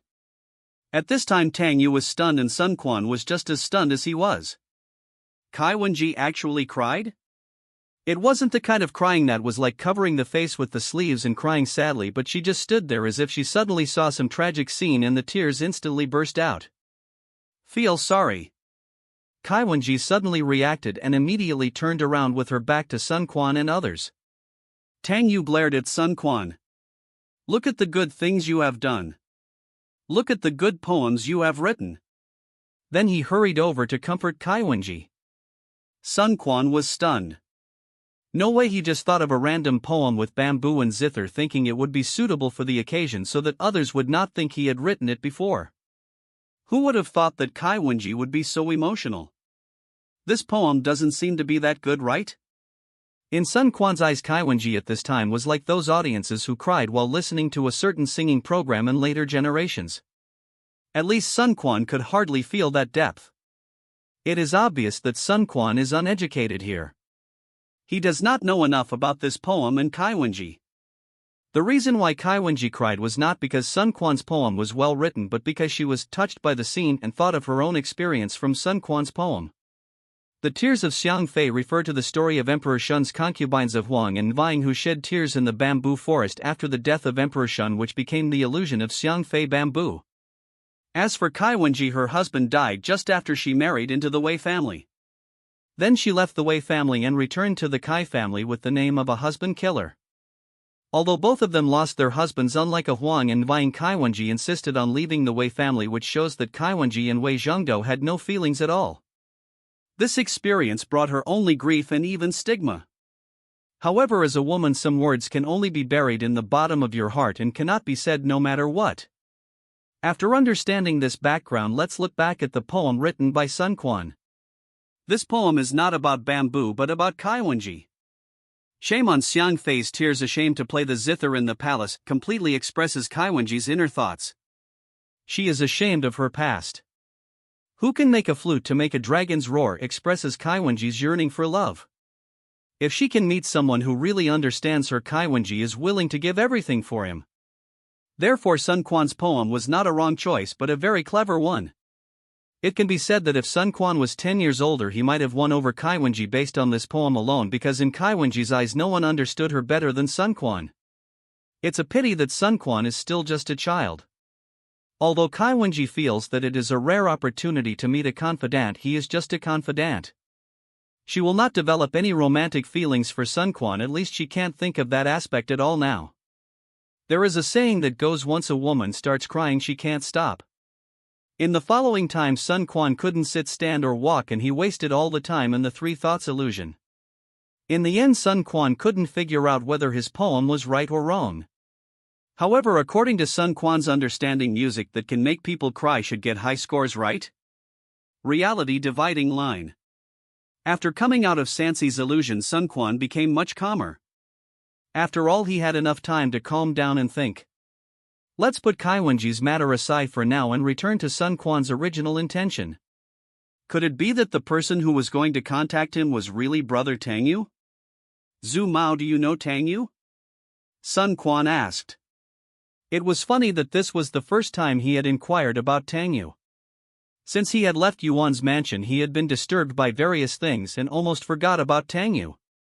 Tang Yu? Never heard of him. A junior? Zhu Mao replied. Sun Quan was stunned. That was right.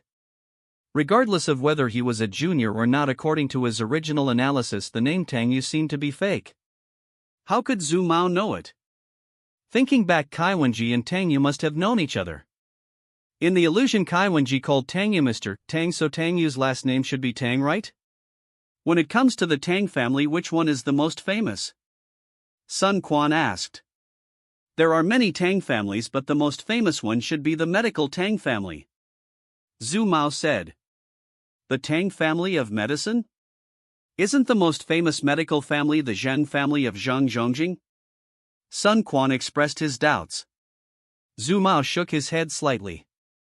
Second, young master, you don't know that although the Zheng family and the Tang family are old friends, the Zheng family is a medical family and the Tang family is a pharmaceutical family.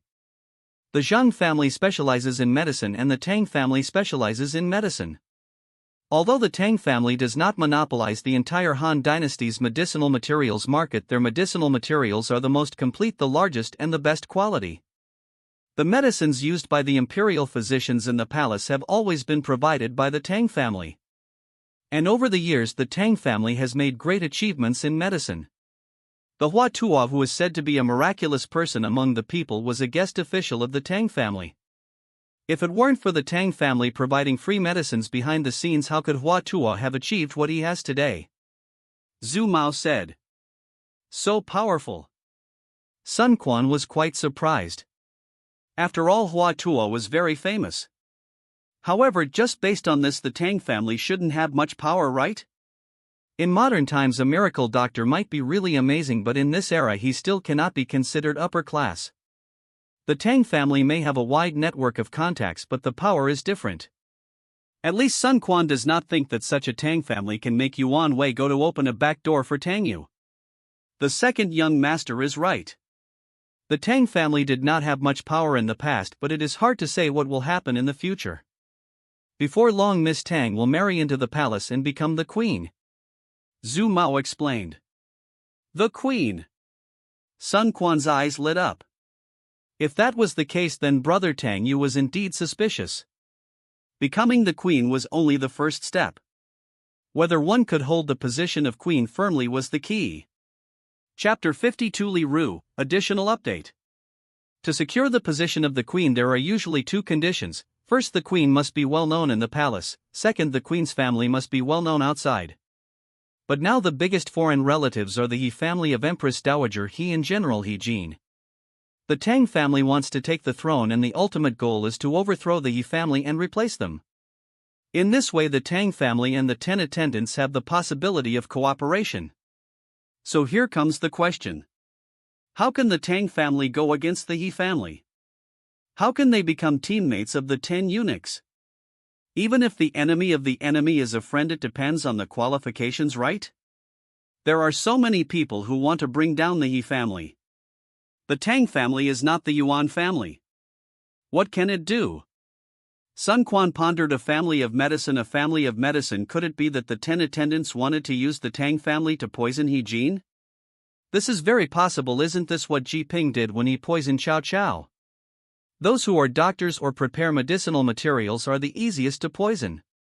Even the medicines in the palace are provided by the Tang family. A royal relative like He Jin is obviously not bad.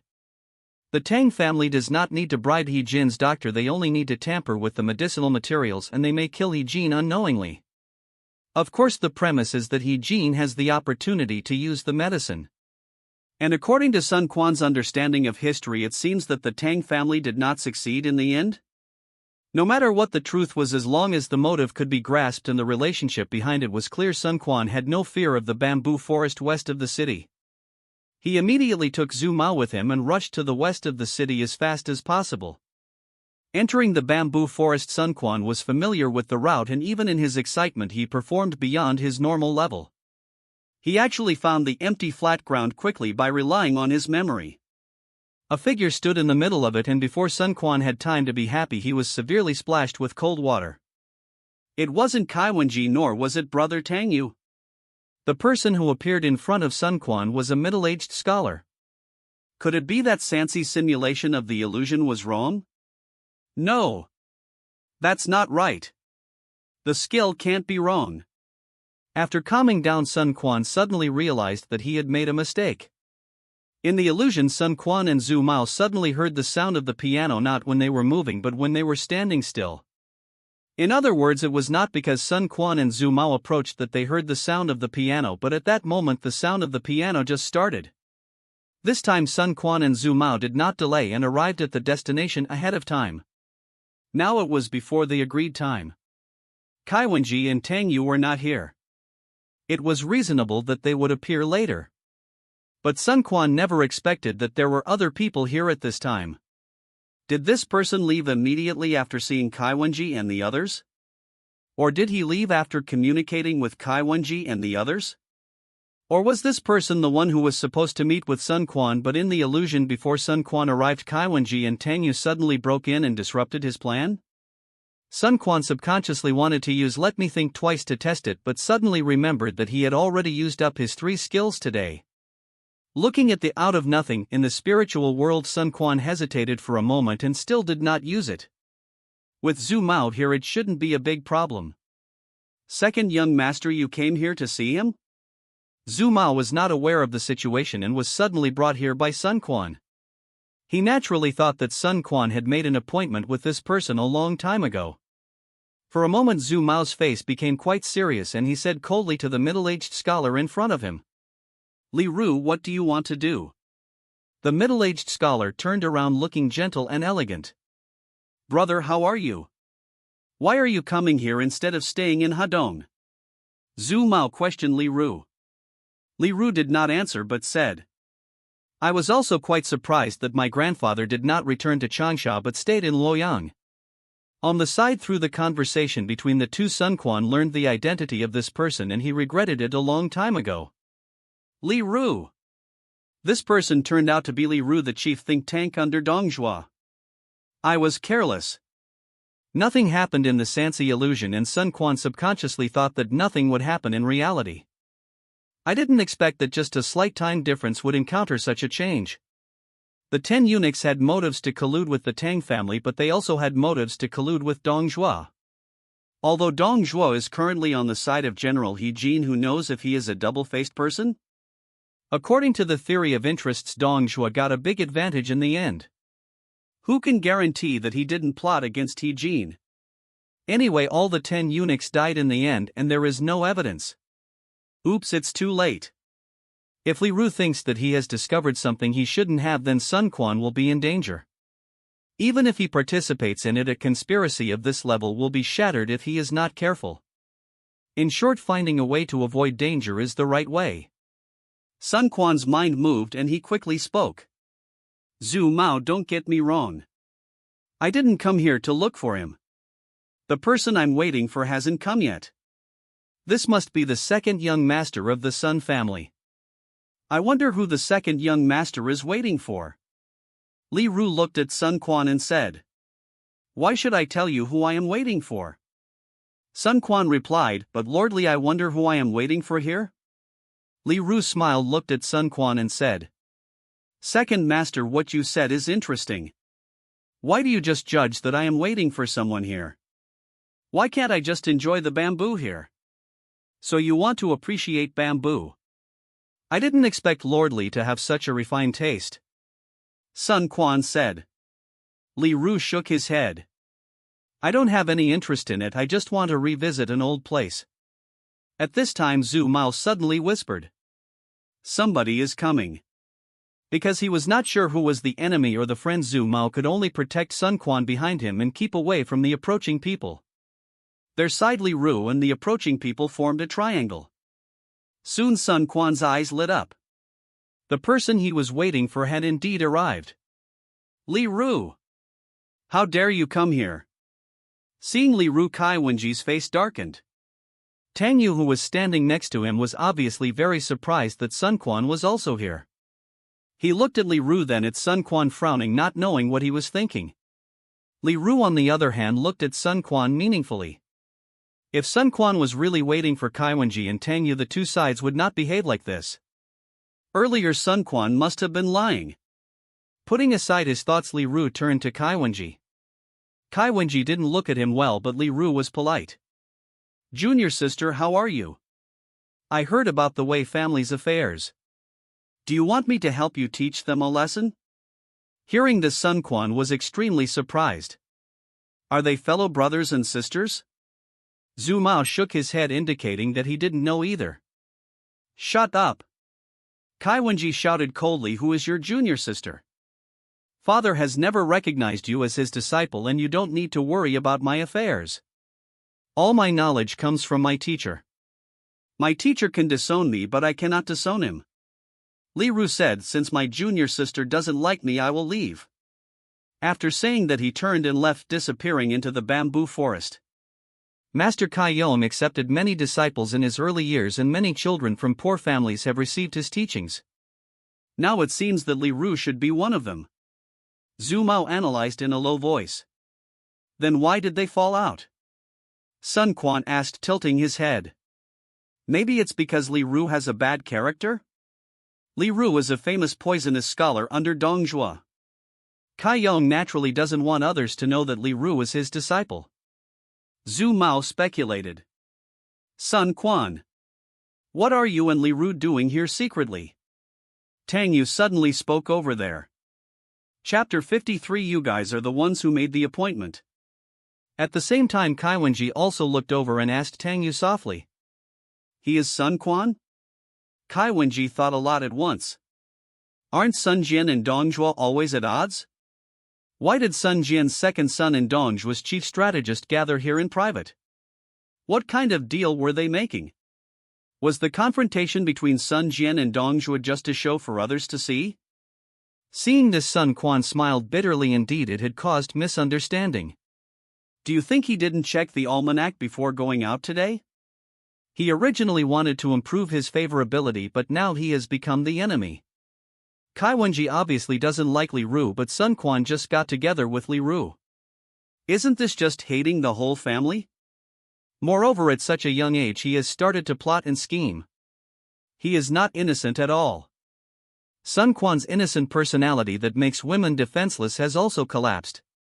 The most important thing is that this is not Sansi's illusion, this is not a drill, all this happened in reality and Sun Quan has no regrets. What are you doing sneaking around? Sun Quan pretended to be surprised. He wanted to do his best to make amends. Brother Tang Yu, you saw that the positions of our two sides just now were simply a situation where the bravest would win when they met on a narrow road, right? Moreover, if he was really doing something shameful, he would have run away when he heard you guys making noises. How could he stay where he was and wait to be bumped into by you? This. Tang Yu was stunned for a moment, then nodded and said, what you said seems to make sense. Wait a minute. Kai Wenji suddenly interrupted. She was not as easy to fool as Tang Yu. First, Kai Wenji was thoughtful and considered things more comprehensively than Tang Yu and had more experience and knowledge than Tang Yu. Second, Tang Yu had a good impression of Sun Quan and was subconsciously unwilling to doubt him, so as long as Sun Quan gave a reason, Tang Yu would choose to believe it. But Kai Wenji was just the opposite. Because of Li Ru, Kai Wenji did not trust Sun Quan from the beginning. She looked at people with tinted glasses, so Sun Quan's words were naturally problematic. Who says that only two parties who trust each other will choose to cooperate? Kai Wenji looked at Sun Quan and said there are many people who are cautious, calculating and trading at the same time. Even two parties that were originally enemies will temporarily cooperate under the drive of certain common interests.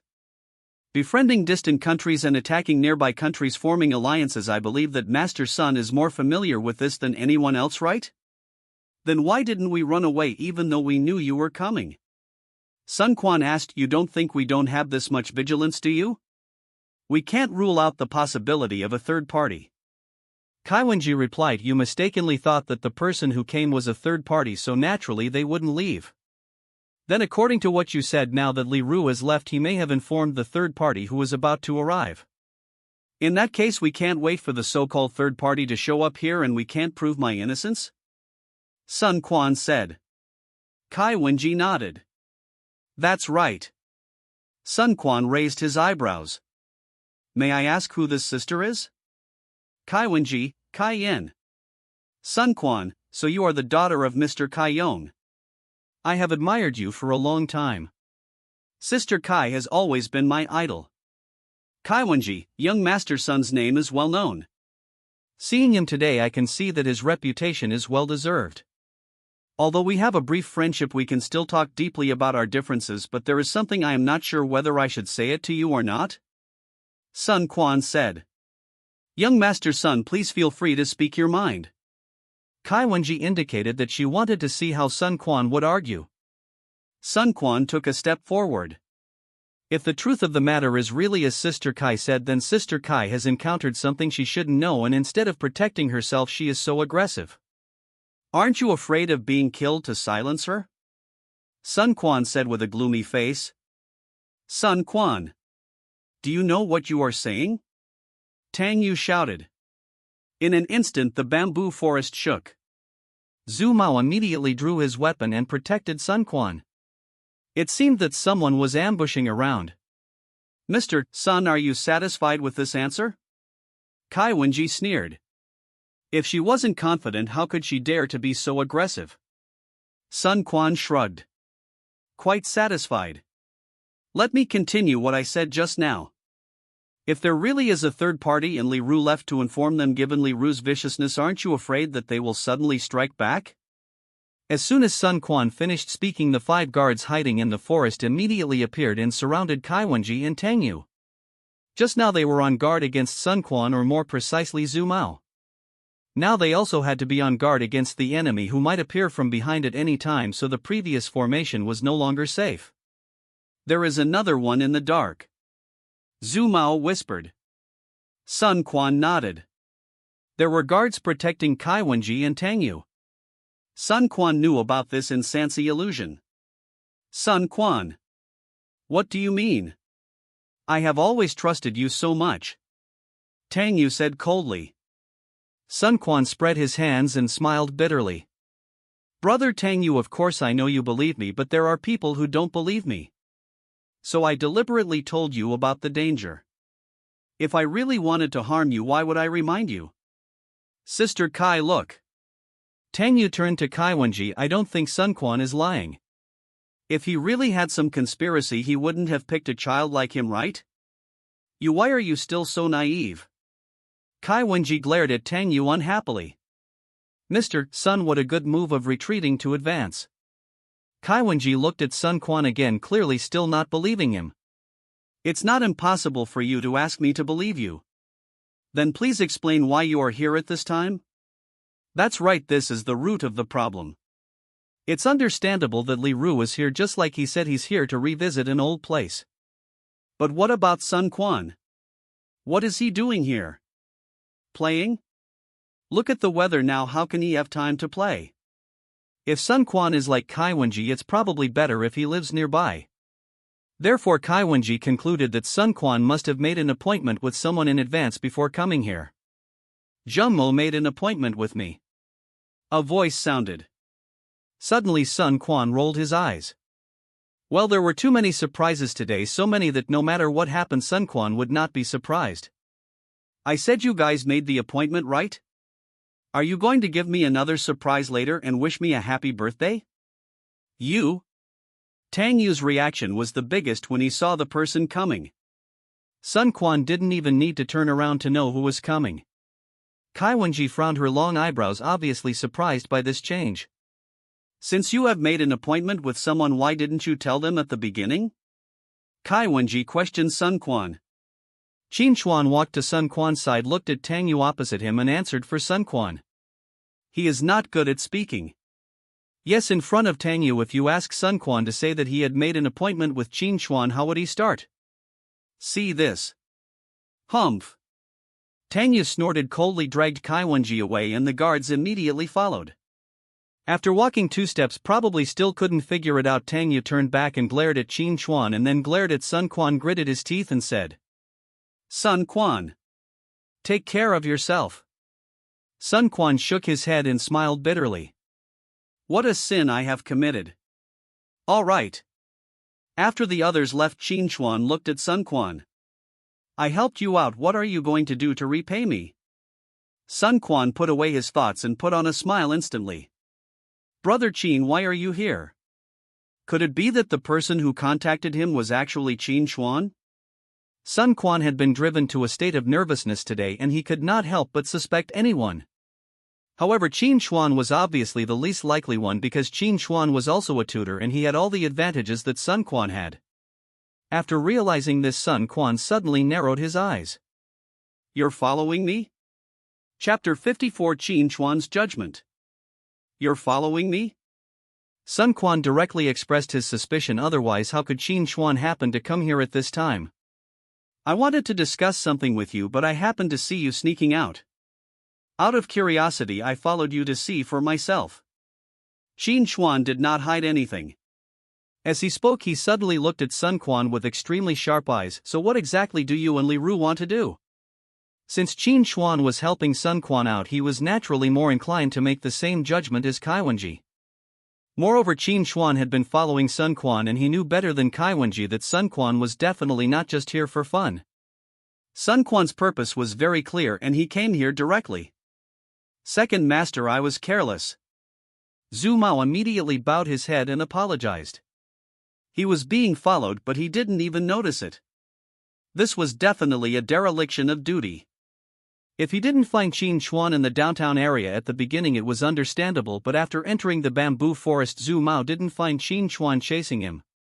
He was indeed not cautious enough.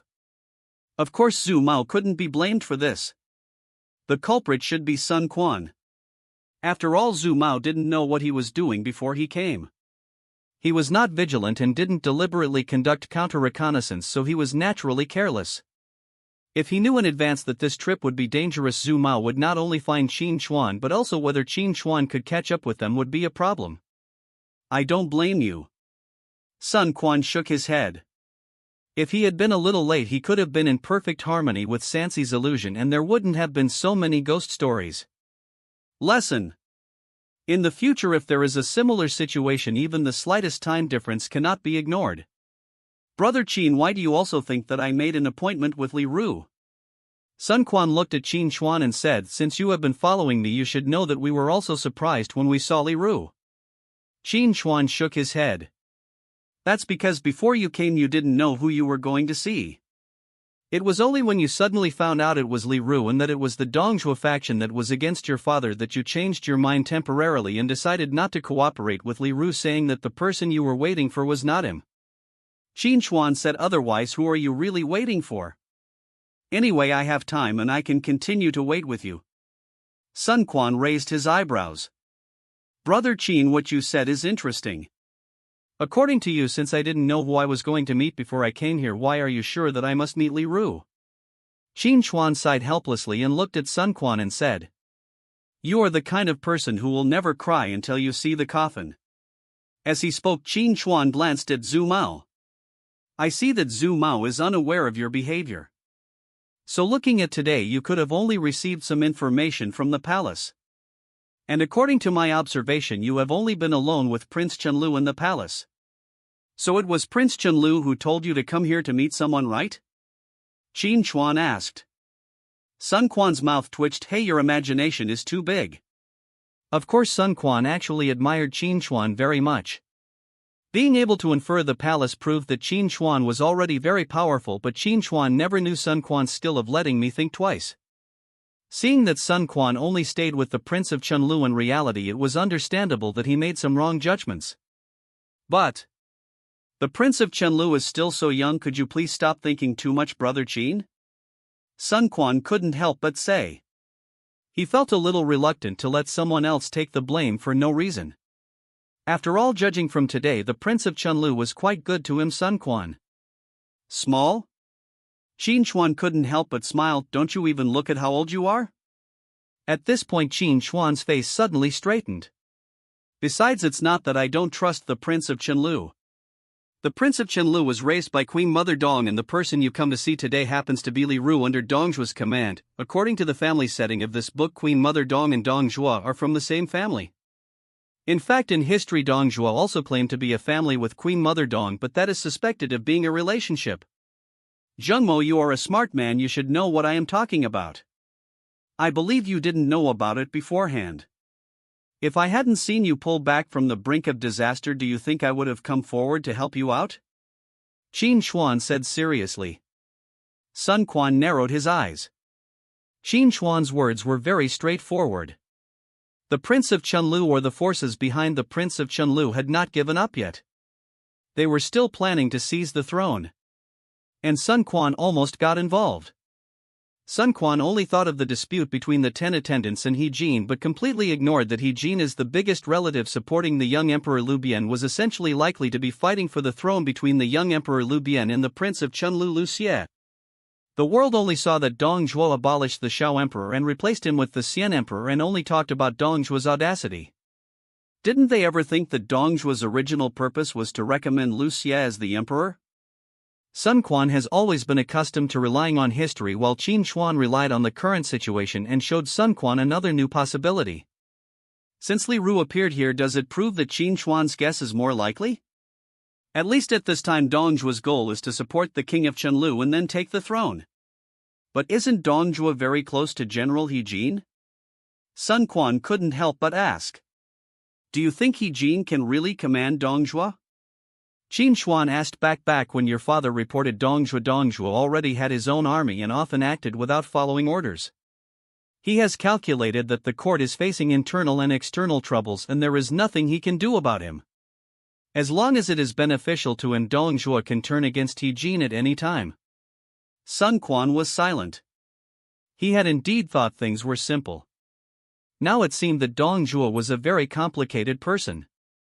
He had been holding his own army for so many years, and not only had he not been punished, but he had also been very successful in the court.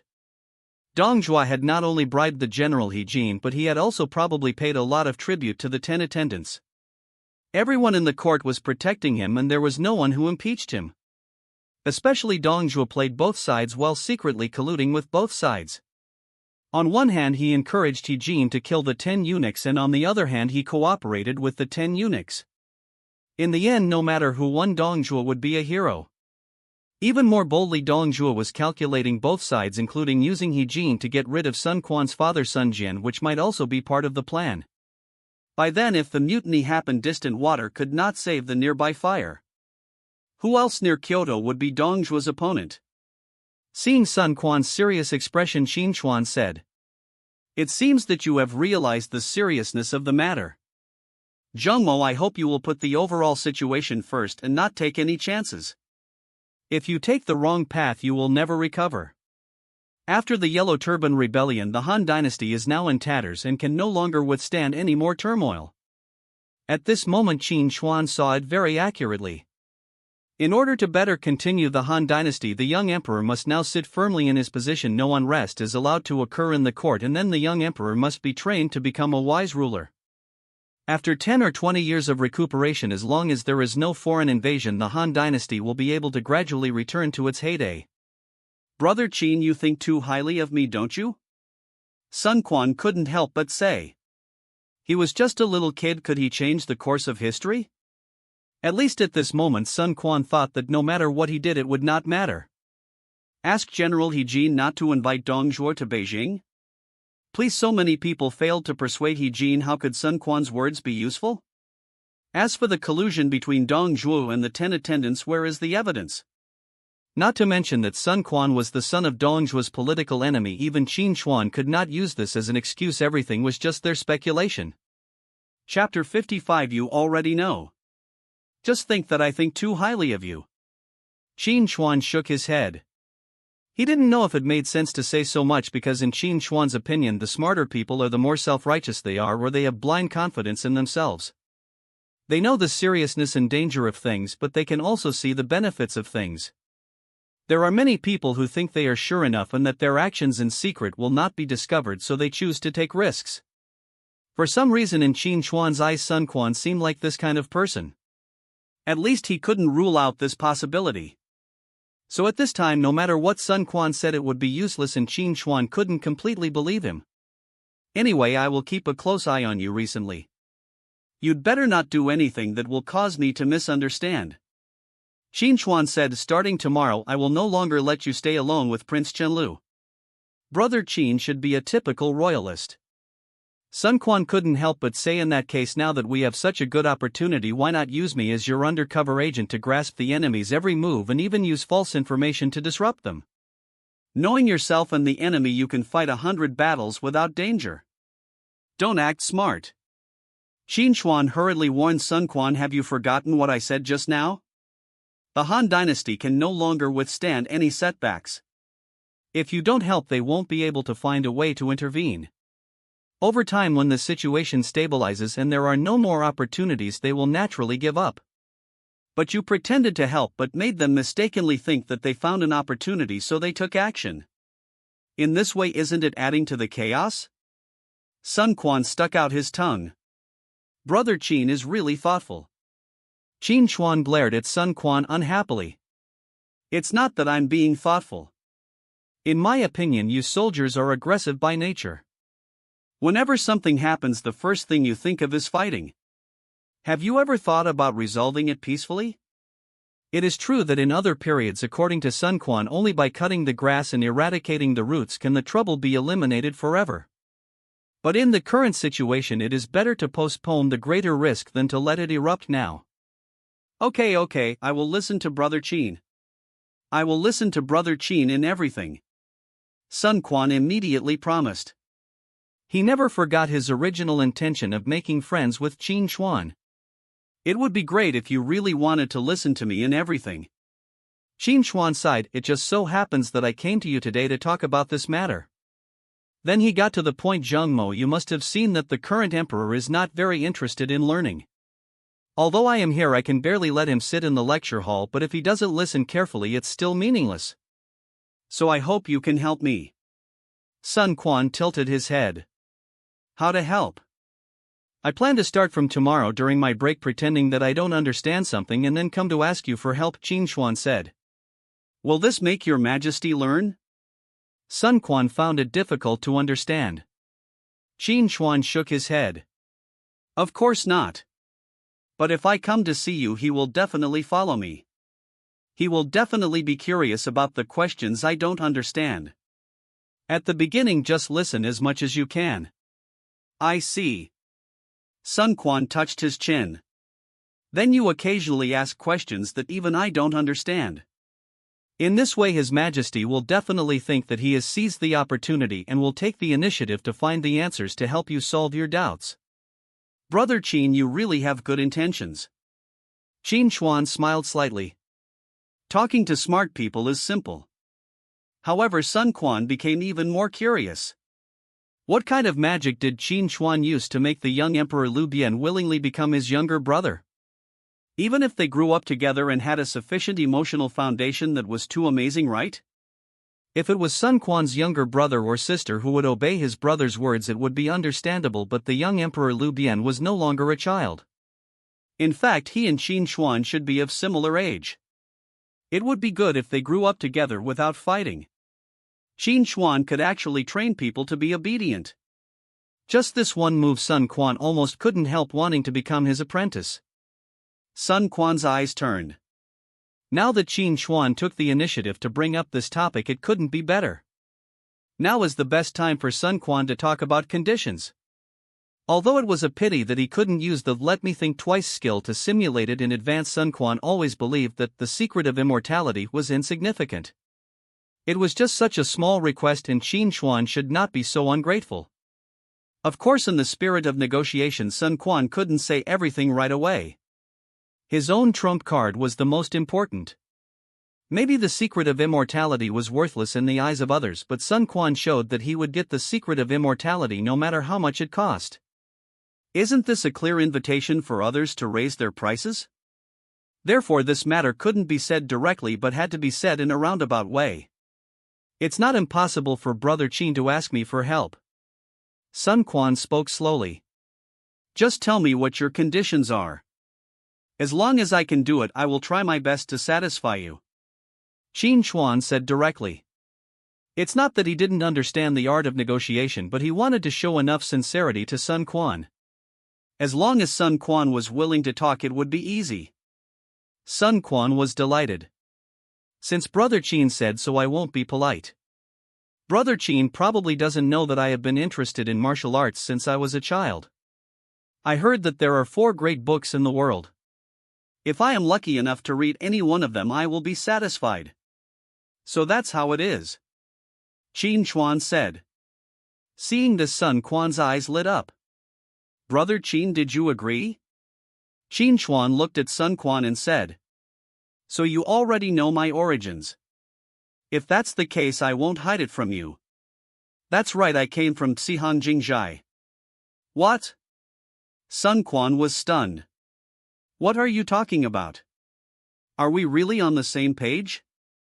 I'm talking to you about martial arts. Why are you talking to me about your origins? Wait. Xihang Jingjai? Having already experienced the stimulation of Changshengju, Sun Quan was not too surprised by the existence of Xihang Jingjai. However, Sun Quan suddenly looked at Qin Chuan in a very strange way and looked him up and down. No breasts, Adam's apple mustache. Except for the lack of a small DD, he had all the male characteristics. Nonsense, Sun Quan is not blind. If he didn't have these characteristics, he would have suspected it long ago. Shouldn't all the people in Xihang Jingjai be women? Sun Quan asked subconsciously. Who told you that Xihang Jingjai is full of women? Qin Chuan asked back. Sun Quan opened his mouth. Could he still say Huang Yi told me? Xihang Jingjai has an inner gate and an outer gate. The inner gate is indeed all women, while the outer gate has both men and women. Qin Chuan explained. Are you from the outer sect? Sun Quan asked. He didn't know what was wrong with him to ask such a question. Qin Chuan smiled and nodded. Yes, I am from the outer sect. Qin Chuan did not lie about this, but he did not explain to Sun Quan in detail the structure of the inner and outer gates of Xihang Jingjai. Chapter 56, The Origin of Jingjai. Xihang Jingjai. It was originally a place for the royal family to practice Taoism, or more precisely a place for the emperor's women to practice Taoism. In ancient China, there has always been a custom of burying people alive with the dead, and burying people alive with the dead was very popular during the Shang Dynasty. After the death of the king, they sent everything they had enjoyed during their lifetime, including their beautiful wives and concubines, to the tomb. It can be said that except for the queen and the biological mothers of some princes, concubines without children would basically be buried alive with the dead. This custom was not until the Qin and Han dynasties that it was restrained, and wooden and pottery figurines were often used instead. However, it was restrained. After the emperor's death, it was indeed a problem to deal with so many women. They couldn't just let them remarry or have affairs outside, right? So gradually a better place was derived, that is, becoming a monk. In the early Qin and Han dynasties, Buddhism had not yet been introduced to the Central Plains, so the so-called becoming a monk was actually practicing Taoism. Xihang Jingjai as a royal Taoist temple accommodates such a group of women. After the death of a generation of emperors, most of his concubines, except for a few such as the queen, would enter Xihang Jingjai and directly enter the inner gate management. Because the emperor's women are sensitive, men are naturally not allowed in the inner gate, so there are only women in the inner gate of Xihang Jingjai. Of course, in addition to concubines, there are also some real Taoists in the inner gate headed by the master, who jointly decide the future of Xihang Jingjai. It is precisely because Xihang Jingjai has the continuous support of the royal family behind it, and there are always many people close to the royal family in the inner gate, so the general policy of Xihang Jingjai is always to support the Han dynasty. However, it is precisely because of this special composition that the Empress Dowagers of all dynasties have been at odds with Xihang Jingjai. Empress Dowager He is the best example. When she was the queen, she didn't think there was anything wrong, and she was even willing to send her son to Xihang Jingjai to raise him, thinking that it was safer there than the palace. But once she became the queen dowager, all the former enemies entered Xihang Jingjai. Do you think Empress Dowager He would still feel at ease with Xihang Jingjai? Preconceived, she already had absolute malice. How could Empress Dowager He dare to trust Diao Chan, who came out of Xihang Jingjai? That group of women who lost to her at the beginning, now united, I don't know how they want to deal with them, mother and son. This is what Shouty Lu Bian could never understand, the change in his mother's attitude towards Xihang Jingjai. After talking about the inner sect, there is naturally an outer sect. The inner sect of Xihang Jingjai is either the high-ranking concubines of the previous generation or the real ascetics. They definitely need people to take care of and protect them, so naturally the outer sect was derived. The outer sect disciples practice literature and martial arts and have the unconditional support of the royal family's financial, material, and human resources behind them. The education that the outer sect disciples receive since childhood is definitely not worse than that of the children of the outside aristocratic families. Moreover, they are not as arrogant as the children of the aristocratic families, and they know how to work harder and be more grateful. In addition, the selection of talents is not limited, not only civilians. Some aristocratic families with very prosperous gatekeepers, as long as they are favored by Xihang Jingjai, they are willing to send individual children to Xihang Jingjai for training, so that every generation of Xihang Jingjai has very outstanding disciples. Occasionally, when the court is short of people, Xihang Jingjai can also recommend talents to the court. Of course, most of the time the talents of Xihang Jingjai are in seclusion all their lives. In addition, compared to cultivating literature, the outer sect of Jiujiang pays more attention to martial arts, especially female disciples who are responsible for protecting the inner sect and are often trained as the focus. In addition, the martial arts they practice are selected by the royal family at the time and are absolutely top-notch martial arts. After practicing since childhood, they are usually much stronger than their peers outside at a young age. In terms of martial arts, the overall situation within the outer sect of Jiujiang is that women are stronger than men. Qin Chuan is such a standard outer disciple. Compared with his talent, he is obviously better at martial arts. Of course, as Yuan Wei said, even if he is relatively good at it compared with a true genius, Qin Chuan is at most above average. In short, the vast majority of talents in Jiujiang, even all the young people, all came from the outer sect. Sun Quan didn't know the details and was obviously fooled by Qin Chuan's answer, so that it was not until a long time later that Sun Quan realized what he should have known long ago. Back to the topic. Since the Jiujiang's technique is one of the 4 great books, Sun Quan asked Qin Chuan to read the 4 great books, but Qin Chuan misunderstood him and thought that Sun Quan had seen through his background. Nonsense! If it wasn't the case, how could Sun Quan be sure that he could get the 4 great books? Considering the interest Sun Quan showed in his technique before entering the palace this morning, Qin Chuan naturally only thought of this possibility. Sun Quan would never have imagined that he would end up making such a big mistake by accident. Sun Quan naturally thought that the secret of immortality was easier to get than the other 3 great books, so this statement was not contrary to his purpose. However, Qin Chuan believed that the so-called 4 great books were just a cover for Sun Quan. What Sun Quan wanted to see was the skills of his Jiujiang. So Qin Chuan naturally didn't think of the other 3 books. Looking for the secret of immortality to cheat? To get away with it? Qin Chuan would not play such a trick. The 2 of them are totally not on the same channel. I said this morning that I have no say in the martial arts of our sect. However, if you really want to take a look, I can write you a letter and ask Master to make the decision, Qin Chuan said. Upon hearing Qin Chuan's words, Sun Quan quickly responded. Since Brother Qin can't make the decision on the martial arts of our sect, why bother? Aren't there 4 great books in total? Sun Quan is hinting that you can go find the secret of immortality, he doesn't mind. Qin Chuan frowned. Among the 4 great books besides the Daozu true scripture in my Jiujiang, do you want to read the Duanjia heavenly book? But the Duanjia heavenly book is in Zuoxi's hands.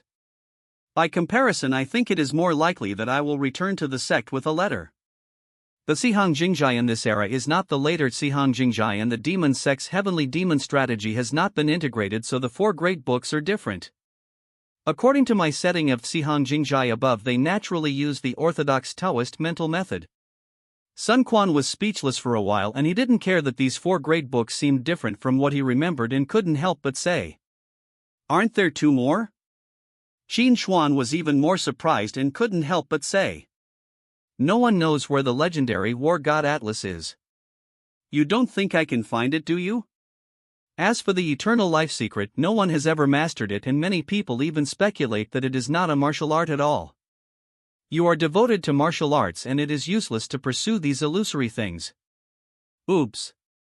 Sun Quan was so anxious that he almost jumped up. He said, "Brother Qin, how can you be so honest? I can't practice, that's my problem. You just need to get the things as agreed." Seeing Sun Quan's anxious look, Qin Chuan suddenly narrowed his eyes. "Could it be that your goal is actually the secret of immortality?" Chapter 57 Negotiation. Sun Quan was helpless. After going around in circles, he was back to square one. Things were just like when he was in Sansi's illusion. Well, he didn't want to learn the art of negotiation. He might as well admit it. Alas, the initiative had shifted from his side to the other side. It seemed that he would be dominated by Qin Chuan again. That's right. My goal is the secret of immortality. If you show it to me, I will agree to your conditions. It was free and easy to admit it directly. At least there was no need to calculate or engage in intrigue. It is as expected, Qin Chuan said secretly. He felt strange. If Sun Quan's goal was really the Daozu true scripture, why didn't he send a letter back to the master to ask for instructions? Regardless of success or failure, at least he should try it. It wouldn't take long to go back and forth. If he really failed, it wouldn't be too late to find another way. And if Sun Quan's goal was not the Daozu true scripture, then although it was incredible among the 4 great books, he could only be interested in the longevity secret. Not for anything else, just because Qin Chuan could get the longevity secret. Qin Chuan believed that Sun Quan must have learned about the secret of immortality in the palace from some channel and then entered the palace today and saw that Sun Quan was very good friends with the young emperor, so he wanted to obtain the secret of immortality through Qin Chuan. What do you want to do with the Changxing Ju? Qin Chuan asked curiously. Have you found a way to practice the Changxing Ju correctly? Or do you have other uses for the Changxing Ju, such as using it to explore the location of the legendary war god Atlas? Why do some people still believe in the existence of the illusory god of war Atlas? It is because there are some items such as the secret of immortality as evidence. The Secret of Immortality was written by Guan Chengzi, and Guan Chengzi wrote The Secret of Immortality after reading the God of War Atlas. Therefore Qin Chuan guessed that perhaps the Secret of Immortality contained clues about the God of War Atlas. In short, Sun Quan was so obsessed with the Secret of Immortality. In Qin Chuan's opinion, there should be only 2 possibilities. Why do you care what I do with it? I'm just asking whether you agree or not. Sun Quan said directly. It's no problem for me to promise you. But I will only lend you the Secret of Immortality after it's done. Qin Chuan said. No. Sun Quan shook his head. After you accomplish your mission, how long will it take? Qin Chuan said. I gave you the Secret of Immortality directly. After you achieved your goal, you didn't listen to me. What should I do? Sun Quan's eyes turned and he immediately proposed. How about this? As far as I know, there are 7 pictures in the Secret of Immortality. I will choose 1 picture to read every 10 days. It will take at least 70 days for me to finish reading them. 70 days should be enough to implement your plan. 70 days? You must be kidding. As long as Qin Chuan dares to agree, Sun Quan will just go all out and use 3 times of "let me think twice." That time he can see 4 pictures. It only takes the second time for Sun Quan to finish reading the entire Eternal Life Secret. Qin Chuan thought about it and found nothing wrong with Sun Quan's proposal. Even if Sun Quan's purpose was only 1 page or a few pages, since the Changxing Ju was a whole book, there must be some connection between each page. Out of caution, Sun Quan would also read the whole book. However, the time is too short. I will let you look at a picture every month for a total of 7 months. Qin Chuan said. A month is too long, 15 days. Sun Quan bargained. 1 month, no shorter. Qin Chuan said firmly. Could it be that you can't even hold on for 7 months? Sun Quan gritted his teeth. 1 month is fine. On the surface, Sun Quan seemed to have suffered a great loss, but in fact he sneered in his heart. Naive, I said 1 month, that is only 1 month, not the so-called 7 months in total. You are kidding. If he really has to wait for 7 months, that would be too much. By then Dongzhuo might even be able to hold a baby in Luoyang. Dongzhuo, are you cursing me for being a father? Qin Chuan also shook his head and smiled when he saw Sun Quan's expression. Would Sun Quan be the one who suffered a loss? Based on Qin Chuan's understanding of Sun Quan was definitely acting, but Qin Chuan would not say it out loud. Being able to help Sun Quan while achieving his own goals, it would benefit both others and himself, so why not do it? Moreover, Sun Quan was said to be a martial arts fanatic, so wasn't Qin Chuan also a martial arts fanatic? He was also very curious about what Sun Quan could finally come up with from the Changxing Ju. After the deal was made, the 2 men parted ways, both returning with great success. After Qin Chuan left. Second young master, please be more careful when dealing with people from Xihan Jingjai. Zhu Mao reminded. Oh? Sun Quan raised his eyebrows and tilted his head to ask, have you ever dealt with people from Xihan Jingjai? We were once enemies. Zhu Mao hesitated for a moment but still told the truth. After all, Sun Quan's father Sun Jian knew this matter very well. Based on Zhu Mao's understanding of Sun Jian, he saw no need to hide it from Sun Quan. Really? Sun Quan's heart moved. Could it be that the so-called demon sect was hostile to Xihan Jingjai? No wonder Zhu Mao was so skilled in martial arts and had always been hiding in the dark to protect Sun Jian. It turned out that his origins were a bit shady. Sun Quan was influenced by various martial arts novels in later generations and had no prejudice against the demon sect. Moreover, since Zhu Mao dared to speak out, it proved that Sun Quan's father must have known about it. Even Sun Jian didn't care, so why should Sun Quan care? Ha, don't worry, I won't pry into your private life. Sun Quan laughed and suddenly his eyes turned and Sun Quan asked, since you have dealt with Xihang Jingjai before, you should know more or less about their martial arts. In your opinion, how is Qin Chuan's martial arts? Except for the one taught by Master Kaizhai himself, he should be the strongest among the second-rate ones, Zhu Mao replied. Ahem. Sun Quan almost choked himself. Stupid? Are you kidding me? You know, in Sun Quan's eyes, Qin Chuan is already unfathomable. Then what do you think when I reach his age, whose martial arts skills are better, his or hers? Sun Quan couldn't help but ask. Zhu Mao was silent. Okay. Sun Quan's eyes rolled. I knew I shouldn't ask this kind of question. No, it seems that I really have to rely on the art of immortality. Otherwise, in the eyes of these true masters, I will probably be just a second-rate person until I die. Finally, let me ask you a question. If necessary, if you were asked to fight against Qin Chuan, there should be no possibility of losing, right? Sun Quan asked seriously. This answer will affect many of his future decisions. If it's just him alone, I can kill him within 10 moves and capture him alive within 30 moves. Zhu Mao said. That's good. Sun Quan nodded with satisfaction, and suddenly he had a deeper understanding of Zhu Mao's martial arts. Wait. Is it just him? Sun Quan suddenly asked. Second young master, you don't know that Xihang Jingjai is quite knowledgeable about battle formations and its disciples are often good at combined attacks. If there is another person of equal level, I may not be able to capture him alive so easily. If there are two more, perhaps they can be equally matched with me. Zhu Mao explained. So powerful?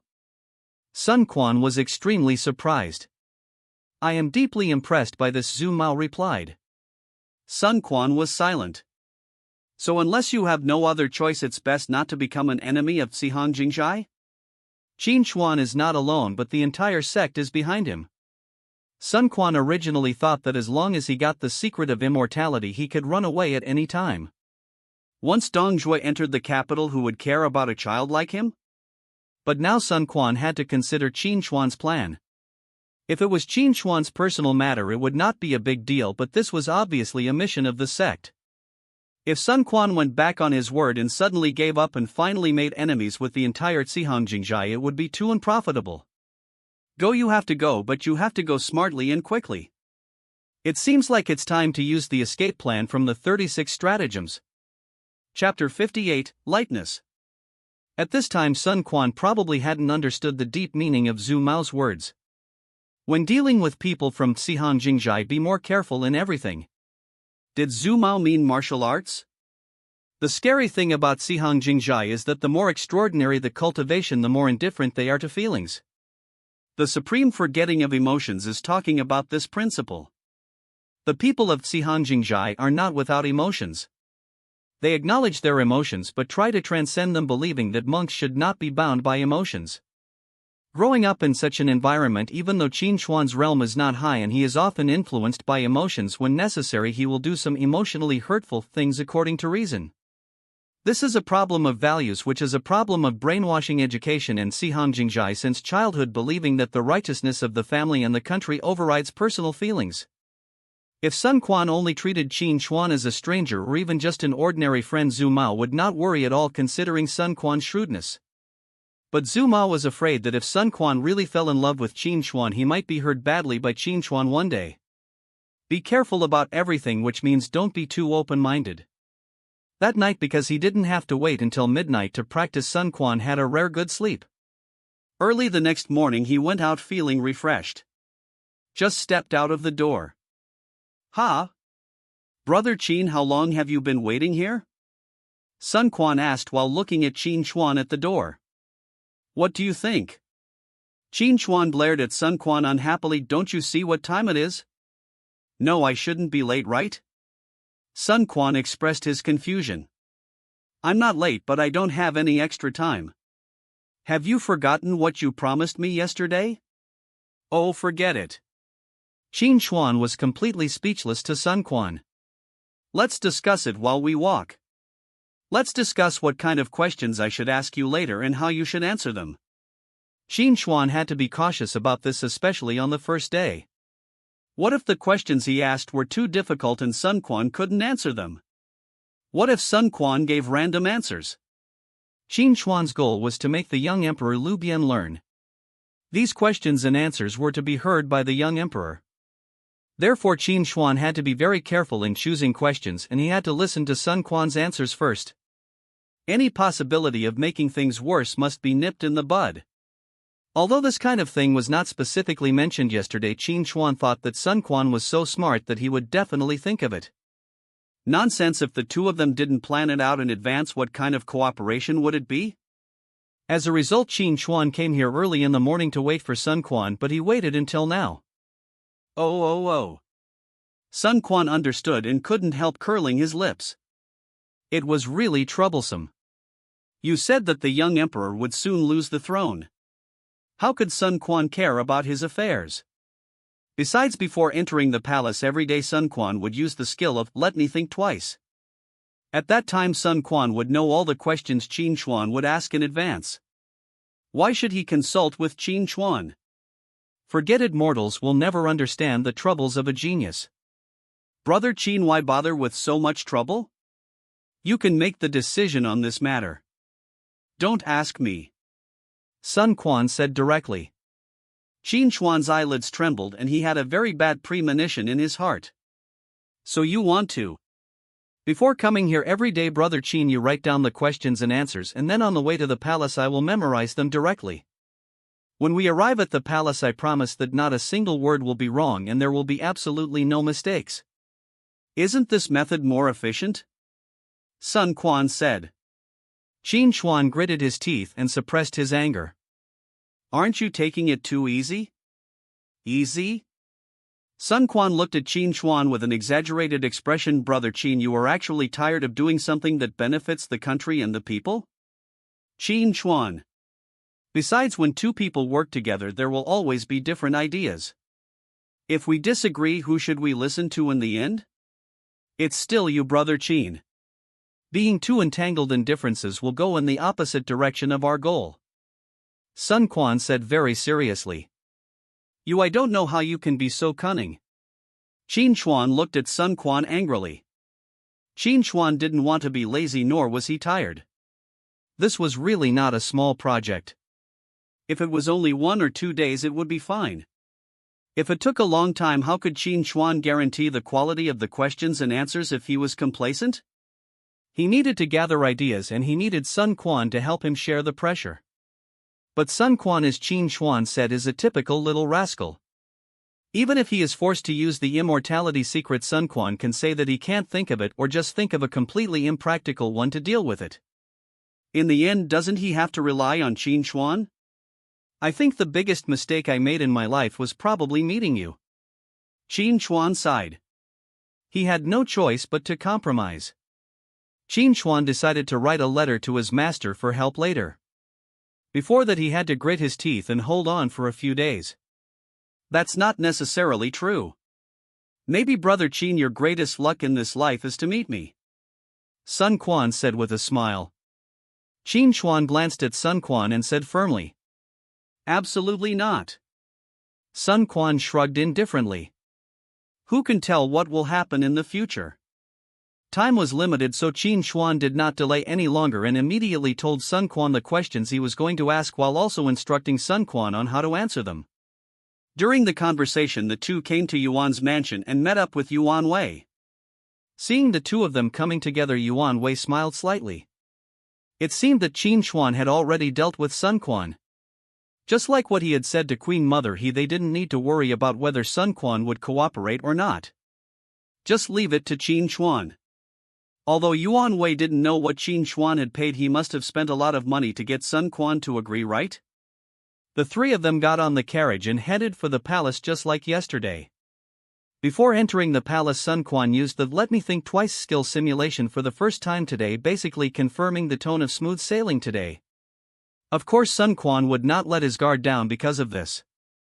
The lesson of yesterday's time difference was still vivid in his mind. What Sun Quan needed to be most vigilant about in the palace recently was not to give anyone the opportunity to contact him alone during class time. "Brother Qin, I wonder if the flower that bloomed yesterday has bloomed yet? Let's go and see it together." The young emperor immediately invited Qin Chuan. Qin Chuan shook his head slightly. "I'm sorry, Your Majesty. I still have a question that I haven't figured out." As he said this, he stood up and walked towards Sun Quan. "Mr. Sun, may I ask you a question?" "Master Qin." Sun Quan stood up quickly.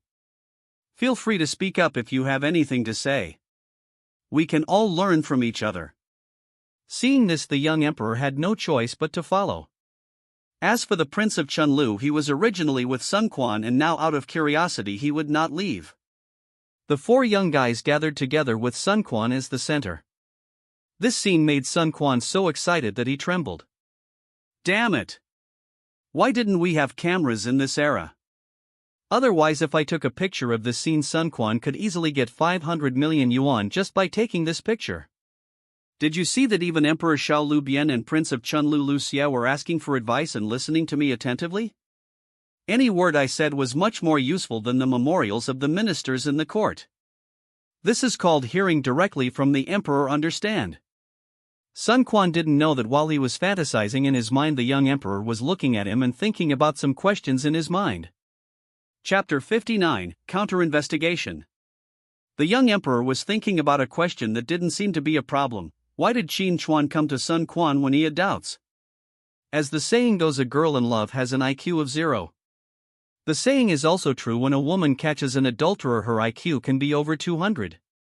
Although Emperor Xiao Lu Bian has many shortcomings such as low emotional intelligence, cowardly character, and lack of majesty, his IQ is completely fine, especially when it comes to Qin Chuan. Emperor Xiao Lu Bian is quite sharp. When a student encounters a problem that he or she does not understand, the person he or she will subconsciously look for is the teacher.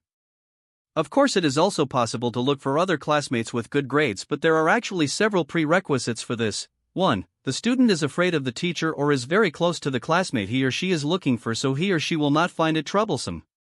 2. The question is not too difficult, or even if it is difficult, the student he or she is looking for can understand it. The young emperor and Qin Chuan were childhood sweethearts. They grew up together in Sihan Jingjai. He knew that Qin Chuan was definitely not someone who was afraid of teachers. As for knowledge, although Qin Chuan was not the best, he was also quite good. Why did he think that Sun Quan would understand a problem that even Qin Chuan himself did not understand? Could it be that Sun Quan, such a little brat, was really good enough to be Qin Chuan's teacher? Or were these two people actually very familiar with each other in private? When most people encounter problems, don't they subconsciously seek out familiar people to discuss them? Of course, the young emperor just felt a little strange in his heart at this time, and he didn't think deeply about it. Let's not talk about Sun Quan and Qin Chuan. One is Qin Gongzi and the other is Sun Gongzi. Qin Chuan grew up in Sihan Jingjai since he was a child and basically never went out. He didn't have time to become close friends with people outside, right? But as time goes on, it's hard to say what the young emperor will think. Outside the palace, not far away. "Empress Dowager, why have you come so early today?" Yuan Wei, who had just gone out, saw Empress Dowager he outside, which meant that the Empress Dowager might have come even earlier. Empress Dowager he did not answer, but looked over there and asked, "What are they doing?" Yuan Wei smiled faintly. "It's just two little guys being clever." "That's right, being clever." Yuan Wei believed that Qin Chuan and Sun Quan's plan would inevitably have loopholes. As long as Qin Chuan still wanted to protect Sun Quan, this was a contradiction they could not get around. At present, Qin Chuan and Sun Quan wanted to play a gentleman's friendship, communicating only on academics, trying to avoid the possible bad feelings that the young emperor might have towards Sun Quan. Their ideas were good but not thorough enough. When you like someone, you have a possessive desire, and this possessive desire is definitely not only reflected in the emotional aspect. Originally, the emperor could not spend much time with Qin Chuan every day, and now Sun Quan actually took up most of it. No matter what the reason, the emperor would be unhappy. Yuan Wei believed that within 3 days the emperor would not be able to bear it. At that time the emperor would suggest to Qin Chuan that if there were any questions he could put them aside and ask them at another time. This road was obviously not feasible. The emperor could not force Qin Chuan, and then he would go to Queen Mother He to explain to her that he did not want Sun Quan to be his tutor. Lead the young emperor to study? If only it were that simple. You think you're smart. Empress Dowager, he narrowed her eyes and suddenly said, last night this Diaochan sent someone to say that she hoped to talk to me alone. Oh? Is this true? Yuan Wei was surprised. Empress Dowager, he sneered. Tell me, what qualifications does she have to talk to me? I originally thought that maybe there was something urgent, but now it seems that she is not in a hurry at all. It turned out that this was the real reason why Empress Dowager he came early today. She was not so bored as to be like a class teacher and peek at people in class from outside. Could this be what Shi Zimiao meant? Yuan Wei guessed. Are you saying that Sihang Jingjai is going to confront me? Said Empress Dowager he. Maybe it's a compromise. Yuan Wei said. Oh, compromise? Empress Dowager he looked at Qin Chuan in the distance. Her attitude doesn't seem like she's willing to compromise. In the carriage leaving the palace. Another day is over, Sun Quan stretched. He and Yuan Wei were the only ones in the carriage. Qin Chuan did not leave the palace with him. Sun Quan thought that Qin Chuan went to get the secret of immortality for him, so he was naturally satisfied. Moreover, today's trip to the palace was quite smooth and Sun Quan only used the skill at the beginning. In the remaining time, should he find a place to hang out for a while and relieve the pressure? What? Is it scary to go into the palace every day? Yuan Wei said with a smile. I'm afraid, of course I'm afraid. I'm scared to death. Sun Quan patted his chest. Then do you want me to teach you a secret method that will allow you not to be afraid? Yuan Wei said. Oh? Teacher, you have such a good idea? Sun Quan asked. This secret is very simple. As long as you can show enough value, everyone will naturally take care of you. Yuan Wei said and suddenly asked casually, did you meet Qin Chuan again late yesterday? Sun Quan's eyelids jumped. He didn't understand what Yuan Wei meant by this. Was he followed by someone else yesterday? No way. Or was this leaked by Tang Yu or Kai Wenji? But why would Yuan Wei care about such a thing? Sun Quan was overthinking. Yuan Wei said that Sun Quan and Qin Chuan met again yesterday because he speculated that Sun Quan and Qin Chuan had reached an agreement today. Yuan Wei asked this question because of what Empress Dowager he said earlier. Yuan Wei was quite concerned about what Qin Chuan was going to talk to Queen Mother He about. If all this was decided by Qin Chuan himself, would his temporary decision have anything to do with Sun Quan? Yuan Wei hopes to get some information from Sun Quan. Not being able to keenly perceive the movements in the palace is a taboo for a minister. Yes, I have. Why are you asking this, teacher? Sun Quan replied cautiously. What did you talk about? Yuan Wei asked. People from all over the world have become closer, so we are closer. Sun Quan said. Did Qin Chuan do anything unusual yesterday? Or was there anything he needed to pay attention to? For example, did he suddenly receive a letter or something like that? Yuan Wei asked. Sun Quan's heart moved. Hearing this, Yuan Wei probably didn't know the details of yesterday. It was not a normal meeting between Sun Quan and Qin Chuan. No one knew he was in that place, so how could he receive a letter? However, Yuan Wei suddenly cared about this matter. Could it be something that happened today? Sun Quan thought about it and used the let me think twice skill for the second time today. Since Yuan Wei was testing him, it meant that the matter was not trivial, so Sun Quan felt that it was necessary to test him back. Time is suspended, space is broken. Let me think twice before giving you my second thought. Boundary of fantasy. Ha? Hearing what you said, teacher, it seems a little strange. Sun Quan touched his chin and thought. Oh? Yuan Wei's eyes flashed. What's so strange about it? Teacher, you may not know that we agreed to meet in the bamboo forest west of the city yesterday. Sun Quan said. The bamboo forest west of the city? That's right. And when I was in the bamboo forest, I didn't know if it was a coincidence, but I happened to see two other groups of people. If Sun Quan were asked to make up a story, he would not know how to make it up for a while, and there might even be loopholes which would make it impossible to continue the topic. So it was better to tell a half-truth. Anyway, no one else knew what happened in the bamboo forest, and those people involved had indeed been to the bamboo forest. Even if Yuan Wei had obtained information from other sources, he could not tell the truth from the falsehood in Sun Quan's words. In the Sansi illusion, this was enough. Sun Quan was not afraid of exposing some important information. After all, Yuan Wei would forget everything when he left the illusion. Chapter 60 Chaos. So Sun Quan told Yuan Kuei what happened yesterday, but he changed the order. Sun Quan met Li Ru, Kaiwenji, and Tang Yu, who had already left in the bamboo forest west of the city, and finally met Qin Chuan. This naturally aroused Yuan Kuei's endless reverie. Before Sun Quan arrived at the bamboo forest, what were Qin Chuan, Li Ru, Kaiwenji, and Tang Yu 3 or even 4 parties doing? Did they meet by chance? Or did they make an appointment? If they did, who made the appointment with whom? What was their purpose? Sun Quan played this hand very beautifully. These people are not ordinary people. They may represent a certain force behind them. Any two of them working together will have completely different motives. It can be said that no matter what kind of doubts Yuan Wei had, he could find the answer in the characters described by Sun Quan. The most subtle part is that Sun Quan did not lie. Then the answer Yuan Wei finally found is likely to be the correct answer and then fed back to Sun Quan. Sun Quan was actually making use of Yuan Wei's extensive intelligence network and analytical capabilities to make up for the shortcomings of his own information channels to the greatest extent. Dong Zhua, Sihong Jingji, Tang family, Kai Yong.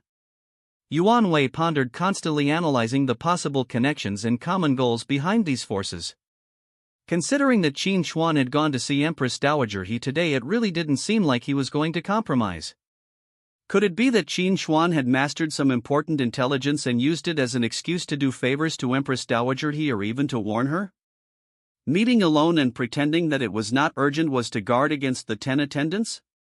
Why did you meet in the bamboo forest west of the city? Yuan Wei suddenly asked. Oh, it was Brother Qin who decided it, and I didn't think much about it. Sun Quan replied. I see.